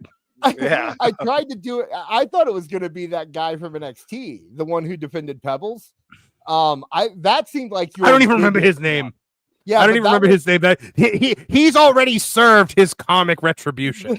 That got you the most heat with the Pebbles thing. I got more heat because she went at me because I'm the first person in her life that's ever criticized her. I do want to say though, I believe the whole Ricky Starks thing is a work. This has got MJF like will he, won't he sign type vibes to it. I think we're going to see Ricky Starks come back to AEW, probably as the savior of AEW against the Neo Moxleys. Who knows? But I think this You is think? I know you think it's a work. Yeah. That's not a work. An elaborate work. Tony's not that smart. Here's Tony's the not thing. that smart. Are you Yeah, but kidding here's me? the We thing. all thought the same thing about MJF a year ago when he cursed up a storm on live television. But that's the difference. MJF did it on live television. MJF was on television. MJF also thought he was worth more to the WWE than the WWE thought he was, and he came crawling back with his tail between his legs. MJF, you won how much? No. When MJF did that, when MJF was going off about that before he re-signed, he was not signed to AEW. Tony's an idiot. Tony was letting him do that because he thought it would make him sign to AEW. He didn't sign to AEW until he got on the free market and found out the WWE had no interest in him. That's what happened with MJF. Tony is not smart enough to plan this out with Ricky Starks. And Ricky Starks, I fully believe that he's buddies with Punk. He's buddies with Cody. He's going to end up in WWE the second. Ask QT Marshall how it worked out when you apply for a job when your biggest special skill on your resume is Cody Rhodes' friend. Yeah, but look at QT Marshall. QT Marshall has no look. He's chubby. He's that's not a guy. He was an indie nobody whose friend made it. But Ricky's coming back to TV because they need a pillar to job to the Neo Moxleys. Probably. And Starks also has history in the company. He was a extra. He was a LA Knight type extra there for years and years and years and years. So he has a connection there. He'll get a job. I don't think he's going to be main event. There's a possibility he'll never even get out of NXT. He might be an NXT lifer like Ethan Page or one of those guys. But I think he'll end up there. Just keep Ricky Starks right where he's at. I can't believe we spent this much time talking about Ricky Starks. Hey, chat's loving it. Chat's loving it. I can't. All right, we got some more super chats to get to here. Speaking of the chat, I hope it's a Ricky Starks super chat. Oh my goodness. Let's see, where were we? Okay. Scully Vibes for $5 says, finally in live. You guys are the funniest podcast by far. Salute to all you guys. Shout out to Awful for schooling my spaces. Hashtag we want Hendry. What is schooling your spaces? Is that some kind of cookout term that I don't know? No, I go on their X Spaces and I apparently roast the hell out of all the AEW lovers out there. Oh, good for you, buddy. It's a fun little hobby. Well, Scully Vibes, we are very glad that you were able to attend live tonight. We appreciate your support and hope you keep coming back. Base player 2011 IFY for $4.99. Remember when Cages, Cells, and Chambers were feud enders? The stipulation wasn't to draw, the characters were. Yup. Thankfully, the Cell is back to being that. The Cell is back to being the Cell pops up when the Cell is needed, and it's not a Hell in a Cell pay-per-view anymore, which I always hated that. Also, like when they would do the In Your House and they would name it after a guy so that you knew that guy was going to be like, go ahead, Kev. That's why I wish War Games was actually its own separate event. Like, I don't know. It was cute the first couple of years. Now it's just like, no, let War Games be War Games. Give it its own pay-per-view at some point in time during the year. Do they call it Survivor Series War Games now? Yeah. Like the event? Like Fall Brawl? Which isn't the worst idea in the world, actually. If anywhere to be putting the War Games match, it would be at a Survivor Series. By the way, guys, you want to know my big critique? I have two big critiques about the WWE. Three about the WWE War Games matches. Number one, no roof on the cage. Number two, constant hardcore weapons being put into the cage. No, that's not the point. You're in the cage. It's the mud, the blood, and the beer, and you are in there to punch somebody in the face and use the cage. The cage is your weapon. You don't need a friggin' table. Right. Also, I don't like that it's pinfall. I liked submission or surrender only. It gave the match more stakes, I felt, because you have to make somebody submit or surrender. Mm-hmm. They can't be the same. You can play with your toys, but it needs to be different. They got to jump off the cage. Oh, God. Tyler Golosinski for $1.99 says, I acknowledge Big Papa Bear Kevin as my indie GM. JPS for $5. I'm fine with having 2 Elimination Chamber matches. The PLE needs to be changed back to No Way Out. I agree. I don't like calling it Elimination Chamber. Liquid Fox for $5 Canadian says, I think Cody isn't at Survivor Series because something really huge is going to happen with the men's war games if you smell what I'm cooking. Yeah, I mean, it's very possible. It's, but again, it's a precedent, so we will see. John Williams for $1.99. Vince in 08. Welcome back, big slave. Miss October 30 for $1.99, asking me, Mom, did you listen to Ultimate Muscle Theme? I have not listened to it yet. I'm sorry. I've had no time to literally do anything. I've barely spent time with my wife. So I was just about to say that. Abby beat me to the joke. Yeah.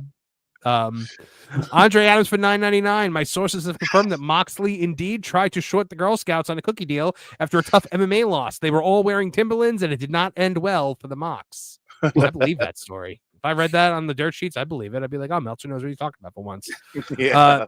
Josh Carlos 98 for $1.99. TNA denying AEW talent from GCW shows. Do we know that if it's just Ricky Starks or if he's denying all AEW talent from GCW shows? Because that will let us know if this is a Ricky Starks specific thing or if this is a GCW specific thing. Did you see Mole posted about Ricky Starks? I did not. I think Mole's listening to the show actually because he posted. What did he say? Not sure if the Ricky thing is a work or not because he ain't a work. I could see he ain't at because he says because he ain't at work. He ain't at work, right? That's what I said. I can see it being similar to a Stone Cold thing. He walks in, makes a surprise appearance on the Indies saying, F this, I'm here, I'm wrestling. Or he's been pulled due to the interviews. I'll know tomorrow. Sadly, it looks legit. Wishful thinking on my part. I just thought because he's so smart, he couldn't ride this wave of fan sentiment after the interview. He's got great coaches that this could have been an interesting approach. Well, we'll see. Awful's not convinced, I know. No, I'm not convinced at all. JPS for $2 says GCW is garbage championship wrestling. I agree with that. This one wasn't a super chat, but it just made me laugh, so I started. I still want Marv to turn Kyle Fletcher into a Minbari with the tiny ears from Babylon 5. I just like because there's a Babylon 5 reference, but yes, Kevin, you missed it. We discovered while watching the press scrum that Kyle Fletcher has itty bitty baby ears. Look at that. Look at it. It's like a special effect. Whoa, he looks like a 90s sci-fi alien. It's like he was a baby. He looks like an Alien Nation alien. You guys. It's like he was a baby that was perfectly proportioned, and then he grew, but his ears didn't grow. Like they bound his ears like a Chinese woman's feet. I couldn't crack too hard. I don't have big ears. Yeah, they're not like that. They're not. You know what they say about big ears, right? I'm just we Kyle Fletcher don't have them. Marv has a thing for ears, man. I don't know what it is.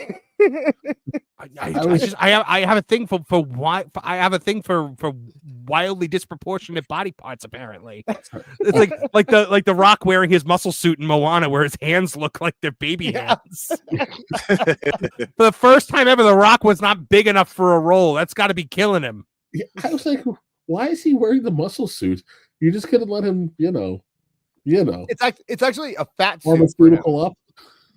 I think we decided it's a fat suit for him, didn't we, Marv? Isn't that what we landed on? Probably on Sunday. Yeah, probably Saturday. Oh, okay, yeah. LK says we discovered it during the match. We spent the entire match talking about his lack of ears. And it was a good match too. I couldn't. That explains why he moves so quickly. Then there's no drag slowing him down. No resistance. Yeah. What was the best match that you guys saw on Saturday? By the way, probably that. No, the best match I thought my favorite was the Costco guy. The Costco guy. Yeah, but the second best. If they hadn't done the Tombstone Pile Driver on the 2 hours about the ears. if they hadn't done the Tombstone on the stairs and that not be the finish, then that would have been match of the night. But the fact that wasn't the finish. It wasn't the finish. No. What was the finisher? Goddamn roll up.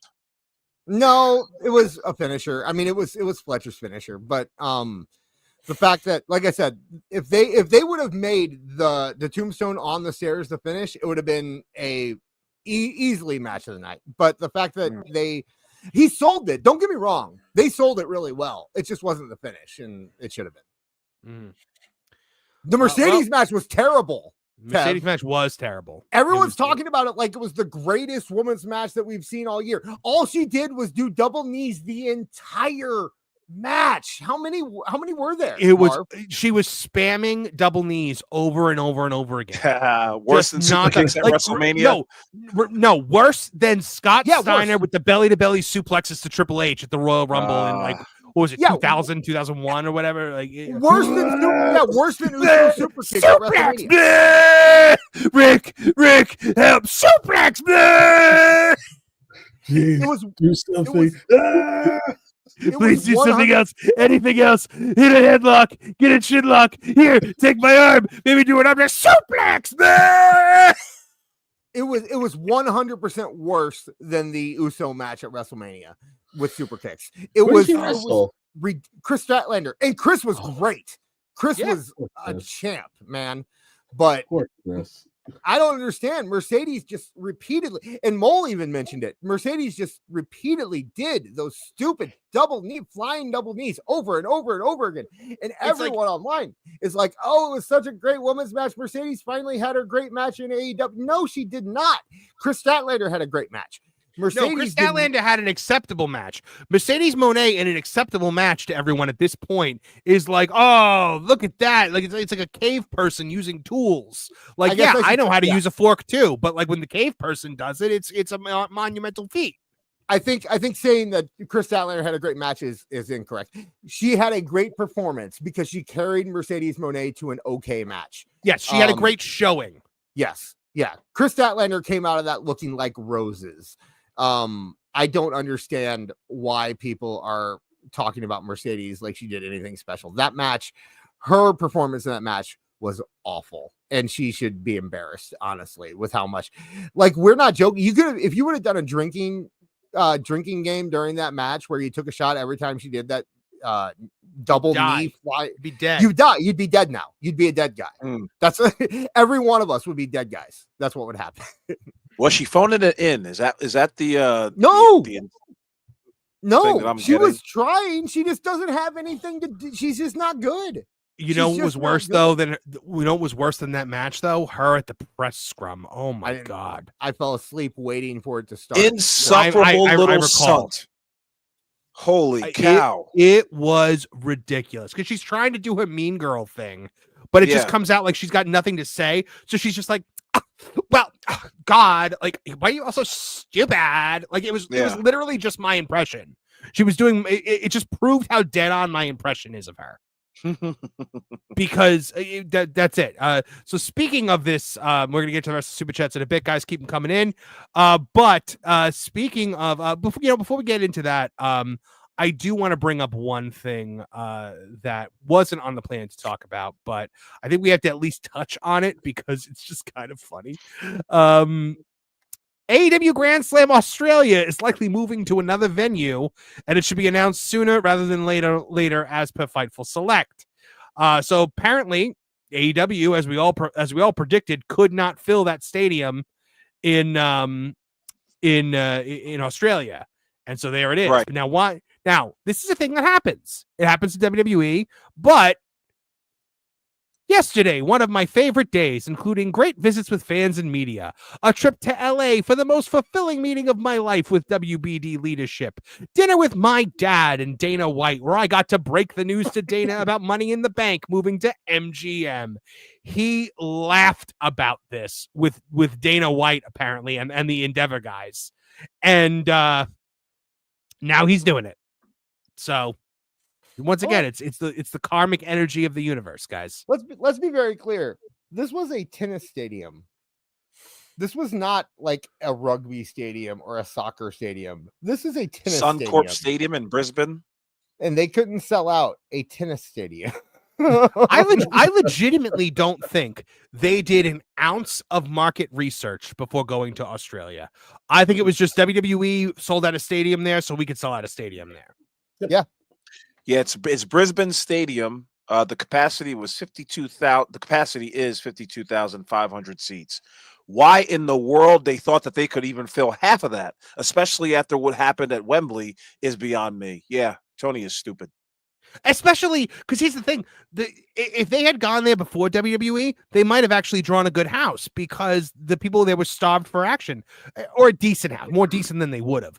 But WWE went there and they already got their rah-rahs out. They had that huge show. Alyssa was there, and you know, they're set for a little bit. You know, they already had a big wrestling show. They don't need another. I'm looking at the stadium now. The fact that it's so gigantic and like it. AEW also, could never. As Alyssa pointed out to us, they either aren't on TV in Australia or they just got on TV in Australia. Before now, they have been a thing where you had to subscribe to something online in order to watch them. Is that how she watches it? Yeah. They don't have, or I don't know. I don't know. I'm not Liz. So why does he think he would get 52,000 people? Dude. They may have gotten on recently, but I do know that at least before they were doing this, they were not on TV. At least according to Alyssa, they were not on TV in Australia. Interesting. That is fascinating to me. All right, do you suppose this? I'm sorry. Oh, sorry. Go ahead. No, go ahead. I'm sorry. I don't know why I'm sorry, but I'm sorry. We're all just sorry. But I was gonna say, wasn't this stadium show in Australia? Wasn't this like a counteraction to what WWE was doing, or am I thinking about something else? I mean, they announced it soon after WWE did their big show in Australia. Okay, they drew like $1 million. You know, right? They did it. I can do it, even though no one cares. Gotcha. Mm-hmm. Hey, do they still have no events listed for January? Last I saw, they had canceled the Collision in December. I think it got moved to a Comic-Con, right? Right. Yeah.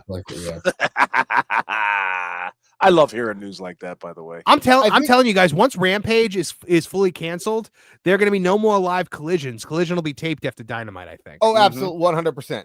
And I love people are still talking about Shockwave. Like you go on either of the social media platforms and search the word AEW Shockwave. You will see a bunch of people being like, they're gonna get on Fox with Shockwave. Like they still believe that this is actually happening. Is the indie Shockwave is still active? He's right. Just to an Autobot.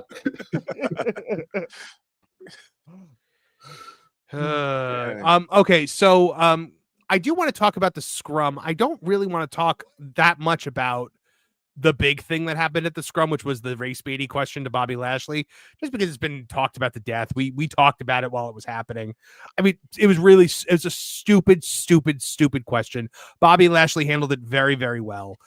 He refused to take the bait. He refused to, use it to crap on WWE, which was the intention of the question, I believe. Right. But, and I liked what he said about how, no, there's no black champions. There's just champions. I like how he stopped MVP from going off, before you even say anything, bro. He was controlling MVP. Yes, and let's talk about why we had to control MVP, because MVP was on fire on this Scrum. I don't know if this is gonna get. I don't know if I'm gonna have to cut this out of the replay if they copyright strike it, but I don't know. Let's see. Next question. I'm here from the Believe Network. First of all, you guys look fabulous. From what? From the Believe Network. What is that? I'm here from the Bleed Network. What is that? Dude, this is like four of my uncles right here. On the internet. Do you have a journalism degree? Yes. From where? Full Sail University. All right, you may ask your question. Right. Proceed. First of all, you guys proceed. Look fabulous. We know that. Get to the point. Hold on. Proceed. First of all, you guys look fabulous. You guys look fabulous. We know that. We know that. Get to the point. You guys dominated today. What's next? Insulted. More domination. Next question. More domination. Next question. Wait, is this the Observer one? Because it might be my favorite if it is. That I have that one in a separate video. If it's not, my God. He's great. Look at Shelton. Look at Shelton laughing. He can't help himself because MVP is not having any of it. Okay, none of it. Not one ounce of it. This might be the action figure guy. He's great. It is. Yeah. It Hey is. guys, Eric from the Adventures in Collecting podcast. Yeah, Adventures in Collecting podcast. This guy asked Look about at Renee in the action background. She's having a ball too. he asked everybody about action figures on this podcast, on this panel, and MVP's having none of it. What? Good for him. The Adventures The Adventures in Collecting podcast. The what? Look, podcast. What? The Adventures in Collecting podcast. They collect. that's the show. Like, what the hell is that? And Sean's like, I don't know. Collectibles Action figures. like toys. Yeah. Okay. All right. You guys. Next question. Oh, Lashley turns to Renee to be like, what's about to happen? He did answer that question. But to be fair, he did answer that question, and he actually, the question was it the question about the action figure set? Yeah, where he Yeah. asked the guy asked him, he's like, should they make a collection with you guys? And he's like, yeah, that's way overdue, So, but again, like, should you have an action figure is a pretty easy question to answer. Let's hear what he does when the guy from the Observer gets up. This is the best. Great Next idea. question. It's a great idea. Aria from F4WOnline.com. He's popping Bobby What? and Sheldon. From F4W Online. What is that? F4W. It's a wrestling news website. The Wrestling Observer newsletter. No, we don't entertain Tony, any you questions from that. you Next you question. water carrier. No, listen to Tony. I Listen will to answer your Tony. question. Great Next idea. question. Tony, I will answer your question. I'll answer your question. We do I'm not gonna- we do not entertain any questions from that outlet. From that nerd. I think did he say from that nerd? From that nerd. Did he say from that nerd? I Oh didn't yeah. tell what he Play it said. again. Oh God, I love him so much. Look, MVP might get me to watch AEW more.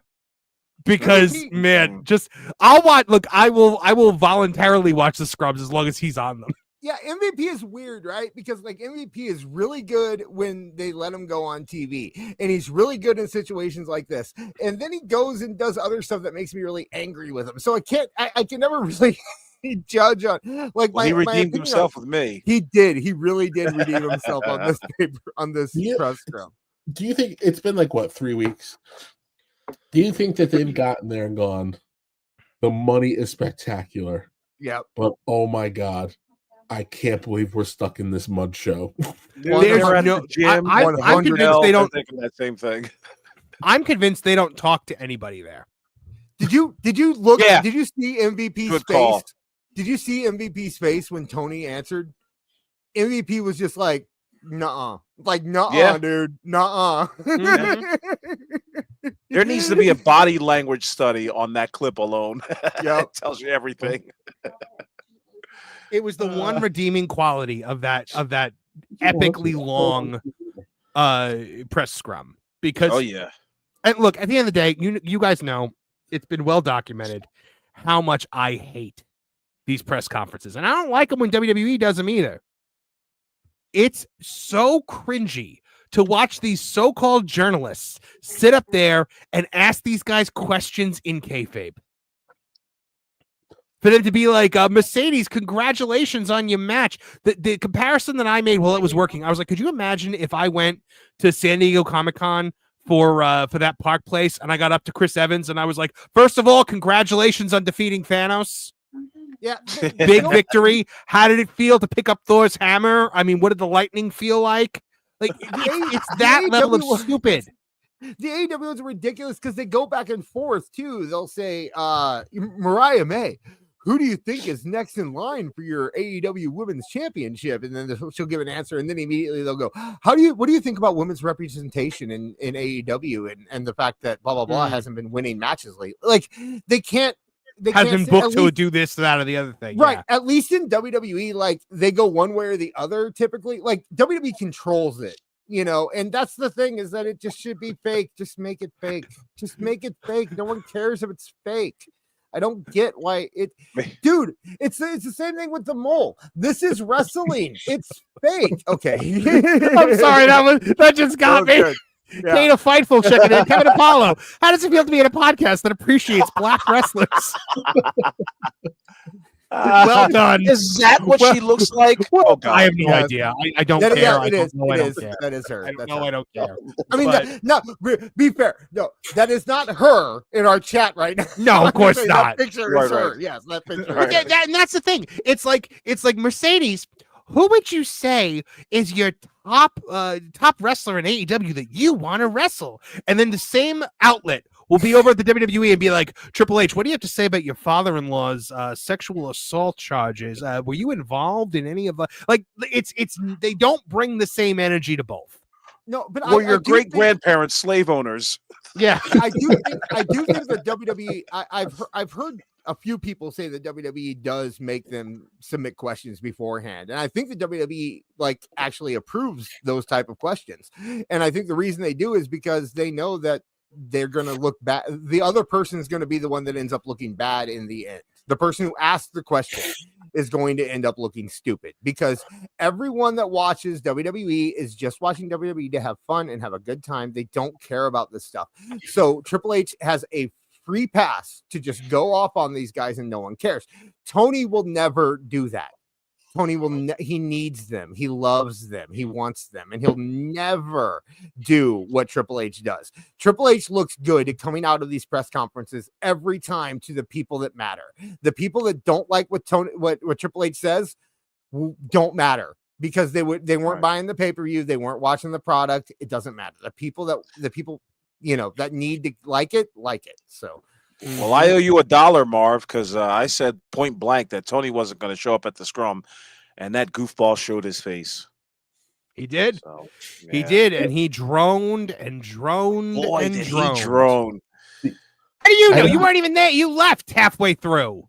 I was watching. You weren't even there for the all Tony section that went on for like an hour. Listen, since we already, I did my best.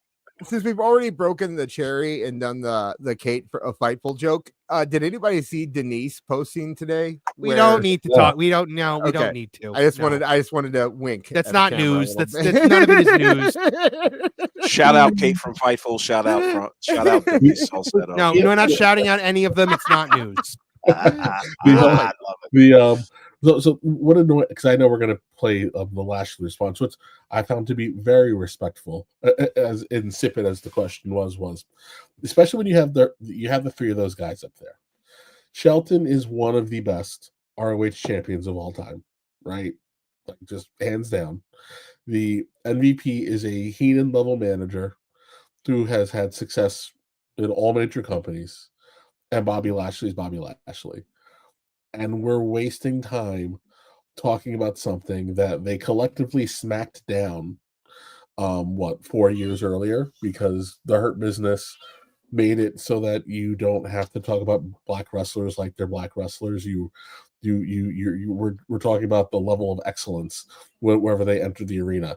So I just laugh, because it goes to show you where these not journalists are. In terms of their infantile mentalities, the stupid questions that they want to ask, the creepy wokester race obsession that no one wants to have to deal with. It's like you ask things to put yourself in a spot where you either become bigger than the sport or more important than the question that you ask, so that all the attention goes to you. And it's like no one has time for it. It's embarrassing. It's cringe. And you got clowned for it, and because of it, you and look, at the end of the day, they were hoping that he was gonna rip WWE in his answer, and then tomorrow's headlines could all be, WWE racist WWE, racist Triple H, because that gets them a lot of clicks. Racist Triple H. Yeah, tried to make a story out of it. Didn't work. Backfired. So let's see how Bobby Lashley responded. Hi, Kate from Fightful. You guys seem very motivated to find gold here, and I just wanted to ask what it was like to come into a company and see so many black champions. And wait, see so many black champions? There's 30 of them out there. There's one. No. Is there another one? There's Mercedes. Hold on, this is going to run water for him. There's Mercedes, there's Private Party, there's Queen M, and there's okay. There's a few, but a lot of them in ROH. But technically, what she's saying is factually accurate. Okay. What it meant to challenge right off the bat, essentially, a former black world champion. Yeah, I got don't, this. I don't like that. I don't like that. Yeah. Black champion as a champion. See, we've normalized this already, and that's what I want to do with it. You winning a title as a black champion, and there's other black champions here. We can kind of erase that word now. We could just say champion. It could be it could Thank you. be black champion. It could be Asian champion. It can be Latin champion. It can be any champion. So we've already normalized that, so we can kind of erase that black champion, and it's just champion now. Did you hear her Thank next question? you, She was just Bobby like, Lashley. Well, yeah. did So she have a are next you question? a I don't- Republican? Yeah. She's like, did you vote for Trump? She did not answer. I mean, he is. I mean, Donald, we know who doesn't love Bobby Lindsay. We love him. He's the biggest black guy you've ever seen. Bobby Lindsay. We love him. We love Bobby Lindsay here, folks, don't we? I saw that. We love how big he is. We love how black AEW he is. We love how much he fights for me. Big Samoan man.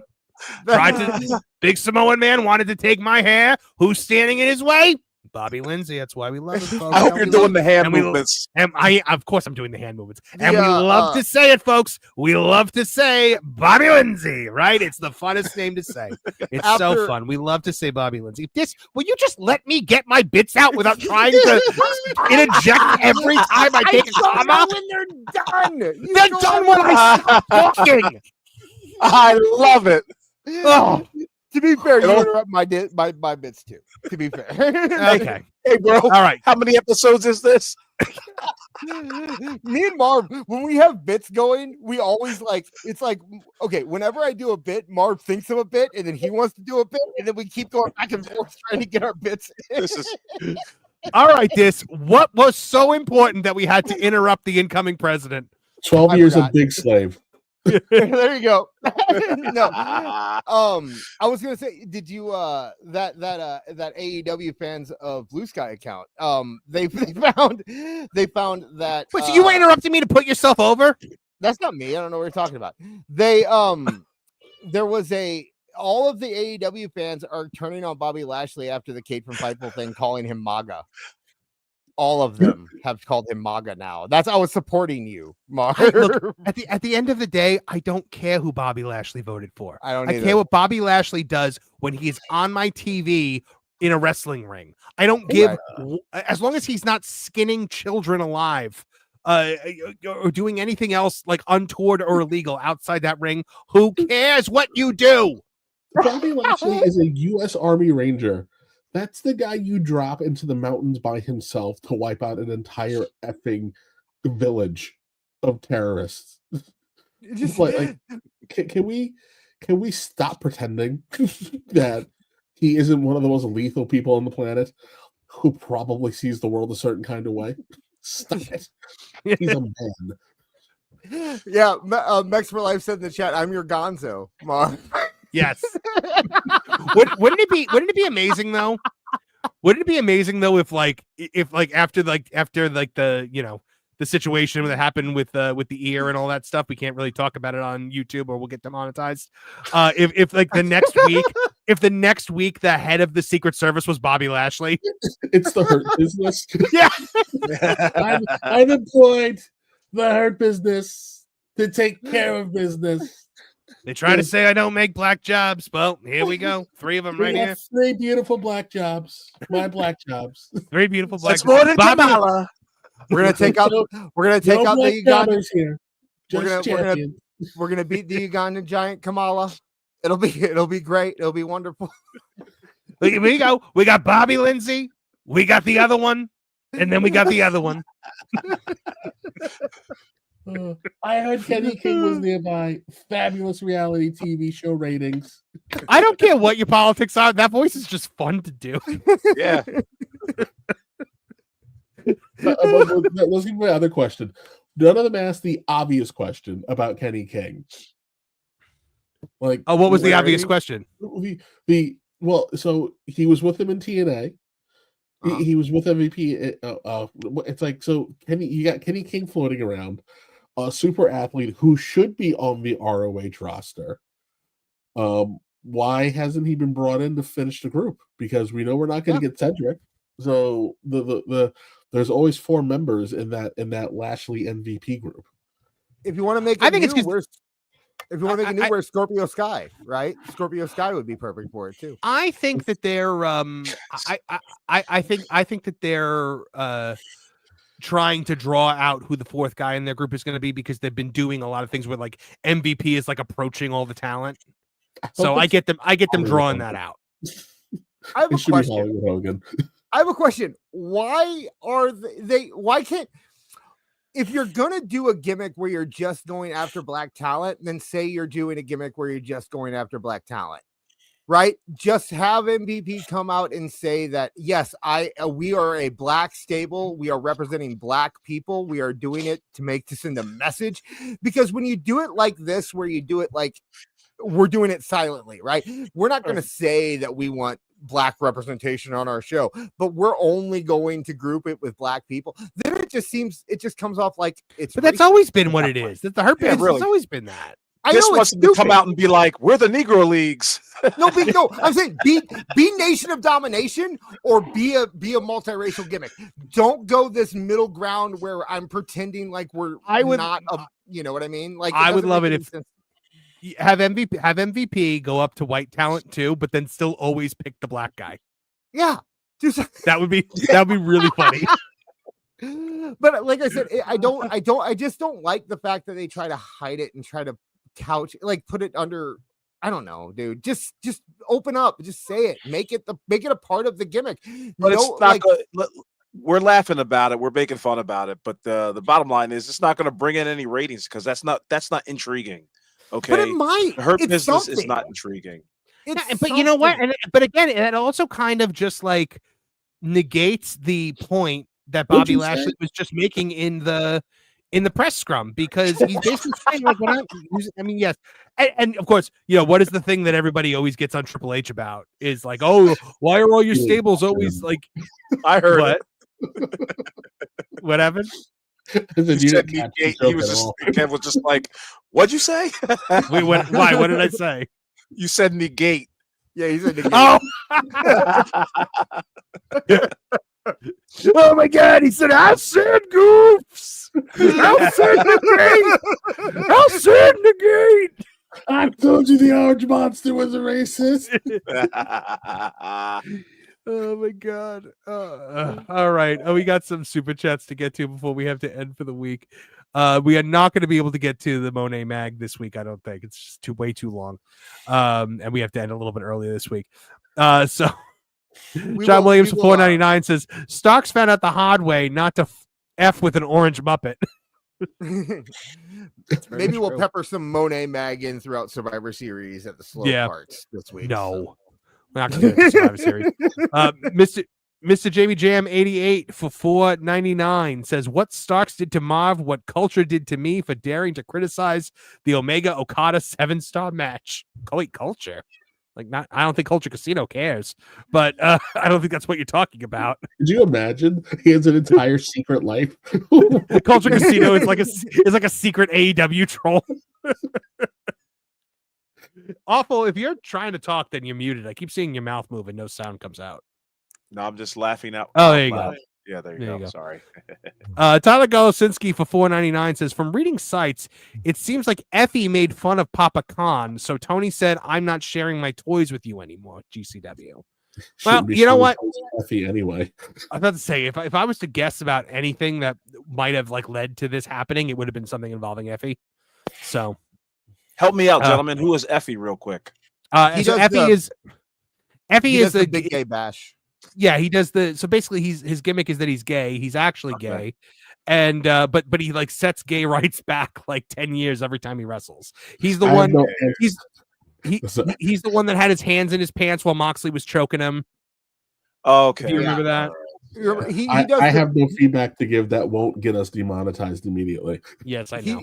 He does the big gay bash every year, a WrestleMania weekend, and there was a big controversy because he used Eminem this past year, and they aren't actually gay and stuff. So yeah, Hey, Marv, I wonder if it's fabulous. I don't know. You're the expert about. You're the expert on that, apparently. Yeah. Oh, big gay brunch. I apologize. Big gay brunch. Big gay brunch. Well, how about that? I gotta clip the ha gay that I Oh, I've got videos. that. We got that for our show. By the way, what's that gentleman's name? What's that actor's name? I Ken always Jeong? forget. No, not Ken Jeong. The gentleman that you. Oh, you're talking about Tim Curry? Yeah, Tim Curry. Tim Curry. Thank you very much. How do you forget Tim Curry? Hey man, it's not like I watch a lot of his movies. All right, I guess you're right. Home Alone 2, not a favorite of yours. No, Clue? Home Alone 1, awesome. Home Alone 2. I wish I could have been in like the writers' room for Home Alone 2, because I would just love to be in there when somebody's just like, "What if we just made the same movie again, but it's in New York this time, and like we the killed exact them. same movie." Let's make the exact same movie, but this time everything would have killed them when we did it. Oh, have you ever watched that? Have you ever watched the thing where it's like they actually try to show you what would happen? Yeah. Yeah. Home Alone 2 is three. Home Alone 2 is 3 times as hardcore. Home Alone 2 is the AEW of Home Alone movie. I think I think like at Home Alone 2, you need like 8 Harrys and 16 Marvs to get through Home Alone 2. Because every time he hits Marv with the brick, he dies. Yeah, he's a dead guy every time. Every time the brick hits him, and he hits him with like 10 bricks. So I love Home Alone. I will watch Home Alone 1 and 2 every year. I'm sorry. I love Home Alone. He was talking about what culture wrestling. Oh, no, it was super chat. Sorry. Oh, okay. Oh, what culture wrestling? Okay, that makes sense. Let's say I don't think it's Culture Casino. Let's see. Andre Adams for 199 says Dis beat Silky Johnson for hater of the year. hate. I hate you. Nobody but you, and everybody but. I am honored. I am so honored.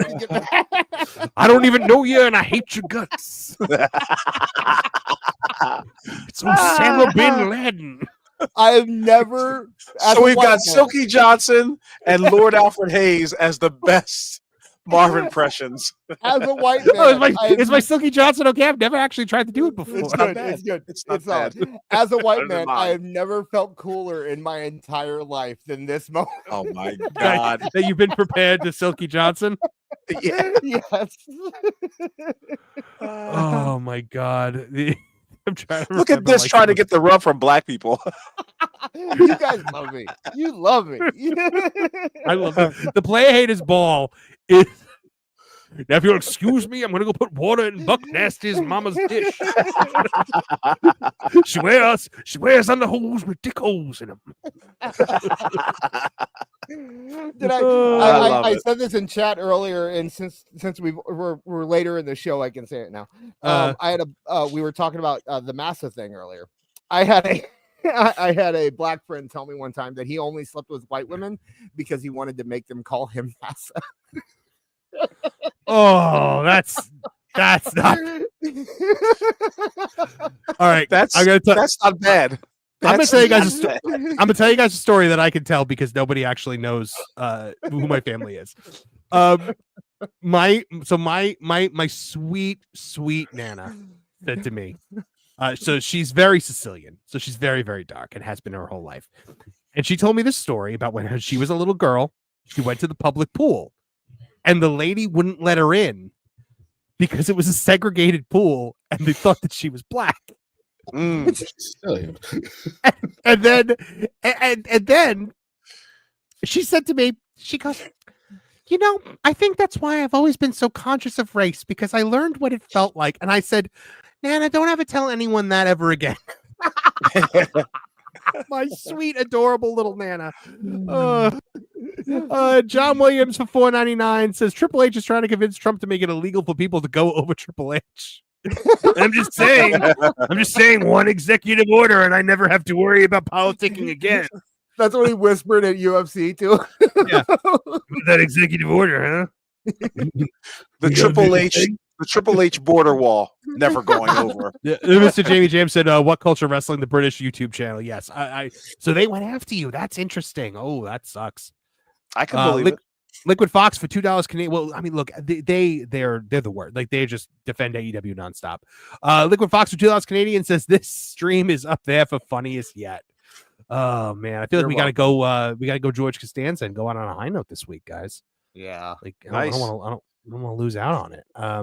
But my good, now I just want to go watch the Playa Haters ball.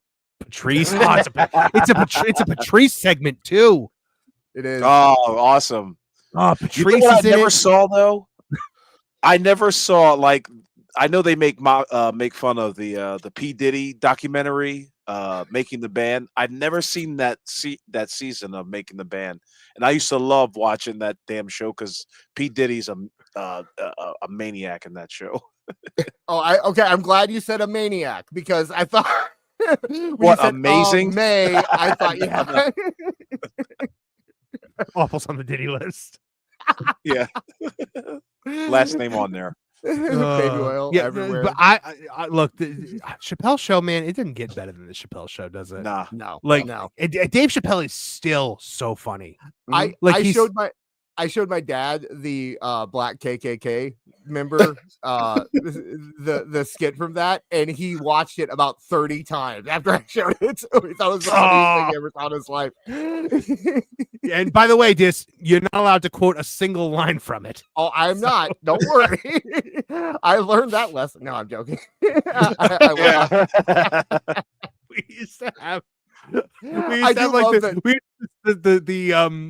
the sound, like they would do like the Android phone soundboards, and one of them was a Clayton Bigsby soundboard, and I remember being like, I can't have this on my phone. What if it goes off? I love that for the first like 6 months that we were talking, Neckbeard just constantly called awful Clayton Bigsby.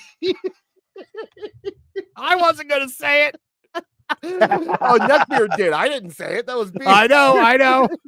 That was only after I accused him of looking like Greg Proops from Whose Line Is It Anyway? Oh my goodness. So Wasp 17B for $5 says, can't forget the Playa Haters go back in time. Best Chappelle skit. I never saw that. The Playa Haters came back? Yeah. Yes. I never saw that one. So the Roots, you don't remember that one? No, I gotta look for that tonight. I love how at the Playa Haters ball, every time like Ice-T gets up or anybody gets up, they all just boo him. Yeah. I hate you. I'm a fan of the Mad Real World skit. Oh my goodness. All right, yeah, guys. he ended that show on like you can't do better than what Dave Chappelle did. Like he got in, got out, did what he had to do. That's what yeah. And that, his comedy specials now are amazing. I love his must comedy watch specials TV. now. Must He watch. made that Fuji's movie. That was good. Not only are his comedy specials so good, what do you call it? His SNL, the one SNL skit after the 2016 election, where it's him and Chris Rock with all their white friends who are like talking about how Hillary's going to win. Like, well, we'll see, guys. Remember, it's a big country, right? Guys, I think America might be racist. Yeah. I think my great grandfather said something to me about that, but he was like a slave. Tyler Golosinski said, "I'm kind of sad for that Mick Foley confessed that his vendetta with the president is due to the fact that Foley had to be at rehearsal for the Hall of Fame, and the president did not." Mick Foley with that Hall of Fame is just, look. The more I like Mick Foley, which is why I've decided to stop learning about Mick Foley. Yeah. Like, stop reading his books, stop doing, because I remember reading the Hardcore Diaries and being like, oh my gosh, being like, man, he's just insufferable. whining. He's whining for 300 pages. If you go back to his first book, Have a Nice Day, you'll get the same impression. Well, what were you saying, Kev? I said you reading Hardcore Diaries was one of my favorite eras of Marv. You just every chapter became more painful for you. But I would call you just being like, I think I don't like Mick Foley. Yeah, you get the first one. Like nothing. The first talking about Terry Funk biting Vince on the ass, and he's not stopped talking about it for 8 chapters. The first book is great, okay, and you read it and it's wonderful, and you think Mick Foley is a great guy. You get to the second book, you get about halfway through, and you're like, wait a second. I don't know, but I can deal with Foley. I can deal with Foley. You get. I like the second book. The second book I thought was fine. Yeah, you get to Hardcore Diaries, and Hardcore it's Diaries just was nuts. beating yourself over the head, like trying to finish it, especially when he's so pretentious about his stupid TNA storyline that sucked. And he talks about, that was Countdown to Lockdown. Oh yeah, Countdown to. Oh my, he had 4. Which is even worse. He had 4. I forgot he had 4. Oh my gosh, that even was worse. so bad. I like Scooter. Whatever, that one was a good one. Oh, I didn't read any of his actual novels. I read Tales from Rascal Lane though. Yeah, his novels are good. I like his novels, especially like I said, Scooter or something. If you look it up, it's good. Let's see. Liquid Fox for $5 Canadian says it was a deleted scene because of all that Dave put on the show. Him executing a slave owner was a no-go from the network. My goodness. Of all the things to not want to show. Yeah, now I understand why he left the show and ran away. But oh gosh, what was I just gonna say about the Foley book? Yeah, he griped and moaned about that Hall of Fame ceremony. He was mad that he wasn't on TV, and Trump was. He was mad that Trump didn't have to be at rehearsal. He was mad that Vince wouldn't spring for Santa Claus to fly down from the rafters of Madison Square Garden and put Mick in the sleigh and fly away with him. He told Vince he wanted to do that. Vince was like, all right, well, what if Santa Claus like walks out with you and then you leave with him? That was what Vince just. And I like Mick Foley. I like him. I can never not like Mick Foley. He's done too much good for charity for me to ever not like him. The only book I ever read that turned me on a wrestler faster than that one was Jericho's second book. Oh gosh. Remember that? Remember that, Eric Kev, when I called you and I was just like, there's something wrong here. I hate Chris Jericho. I really don't like him. I think he might be an absolute prick. Did you ever read Hogan's book, the WWE book that Hogan put out? I wrote more of that book than Hulk Hogan wrote. I know, isn't it great? And I love I made a note in the margin and I put more words into that book than Hulkster did. Every fourth word is brother. It's like that's the only note the author got was that he had to say brother over and over. So it was text to speech. Before we end, Hogan was like, I got some notes, brother. And it's literally the note. The note is brother. No, brother. I have 5 copies of that book, literally. What is your favorite wrestler autobiography? Around that's hard. I've read so many, dude. I did too. I'm really hard to. I liked Brett's. I know that it's insufferable. Yeah, it's beyond insufferable. It's like 1,000 pages. To be fair, I listened to it and didn't read it. That's even worse. The audio version. Oh, come on, Marv. Oh, that's it. Actually, Ryan Damon got it. Bobby Heenan's first book. That was that's it. That was a good one. Mm-hmm. So I would say, look, Mick's first book is great. Jericho's first book is fantastic. My favorite though is Ric Flair, To Be the Man. Really? I loved that book. Read it all the time. It was the one that I reread the most. Worst wrestler autobiography though is Arn Anderson. Oh, because he writes it in kayfabe. I was gonna say Ted DiBiase because he writes it in kayfabe, but okay. There are some books that like Dave Meltzer and Jim Cornette and a few others recommend, but they're from obscure, I shouldn't say obscure, but lesser known authors. Like there's apparently a great book about Andre the Giant that everybody should check out. Who's author? Yeah, I've heard about that one. Yeah, you know what I mean. Like those are the types of books I want to read. I'm not really trying to read the WWE published literature anymore. You know. Well, you know what? I'm currently reading one that I think is going to become my new favorite. The Dr. Dave Schultz book. Don't Call Me Fake.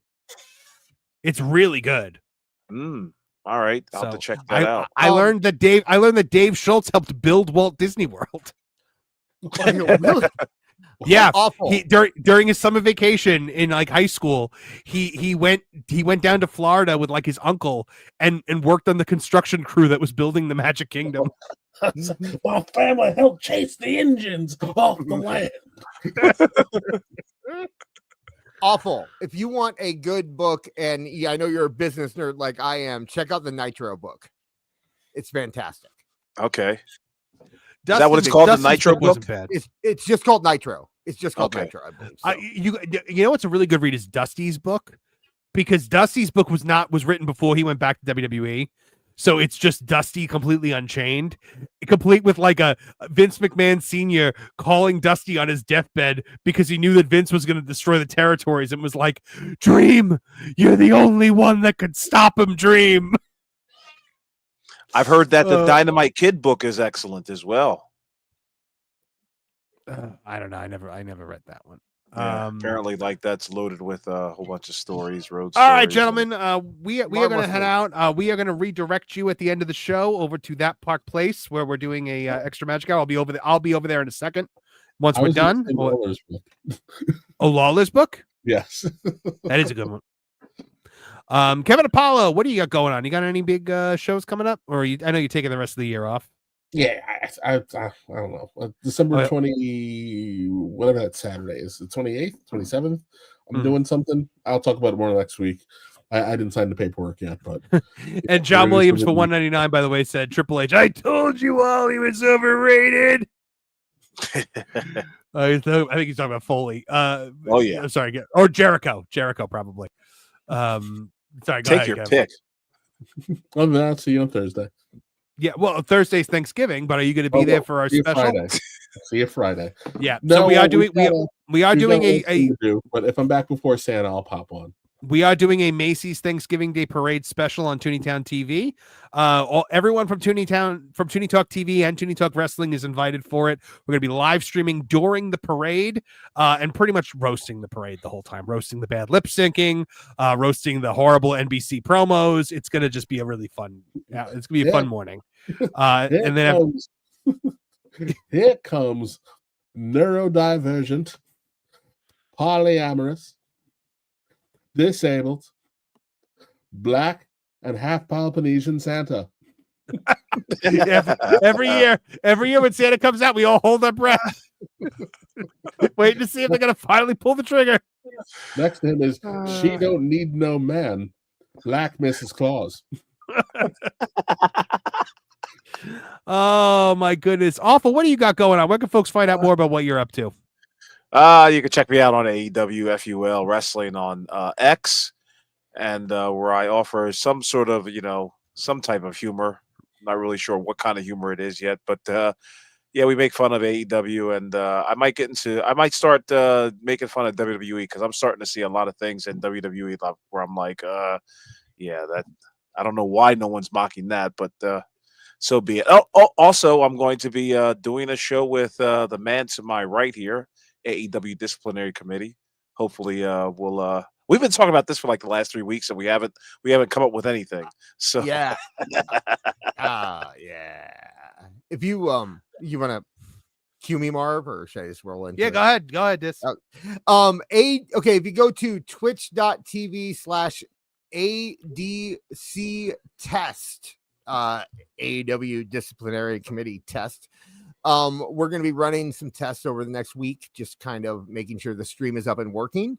Not tonight, bro. I don't know. Maybe we might run on. I pay attention. I don't want to compete with Marv. But we might hop on a little bit later. So just check out ADC Test on Twitch, and that'll be our test page. We will have an official page to announce at some point, and we will get that going. So besides that, just check out AEW Disciplinary on Twitter, and I don't know, maybe AEW Fans Blue Sky if you want to. My buddy is doing that, so you might want to check that out. Right, you friends. My friend. I think it might be Neckbeard. Does anybody think it might be Neckbeard? Because I think it might be Neckbeard. I think he's no, it's not clever enough to be Neckbeard. It's true. It's pretty lame. You can say that again. Yeah. Check that out, and yeah, that's about it. All right, guys. And also, Tooney Talk TV will be Friday night. It's going to be a big one. It's going to be the Trish birthday bash. Our Kevin and my friend Trish, who is our co-host over there, it's her birthday, so we're going to be having a happy big birthday, party Trish. Yeah, we have a big party Happy for birthday, Trish over on Tooney Talk TV.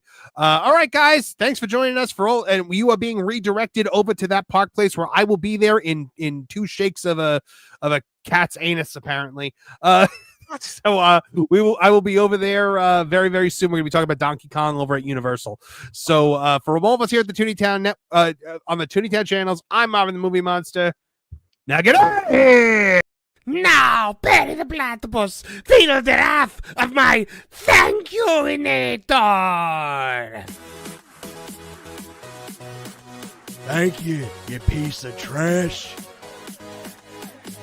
Thank you. Thank you. Thank you! Oh, I suppose you want me to say thank you. But you know what? Saying thank you is like jobbing. Thank you. I got a little message. Thank you. Ooh, yeah. Oh, thank you. Oh, thank you. Thank you. Thank you. Thank you. Thank you. Thanks. For what? Hi-ho from all of us here at Tooney Town. Thank you. And viewers like you. Thank you.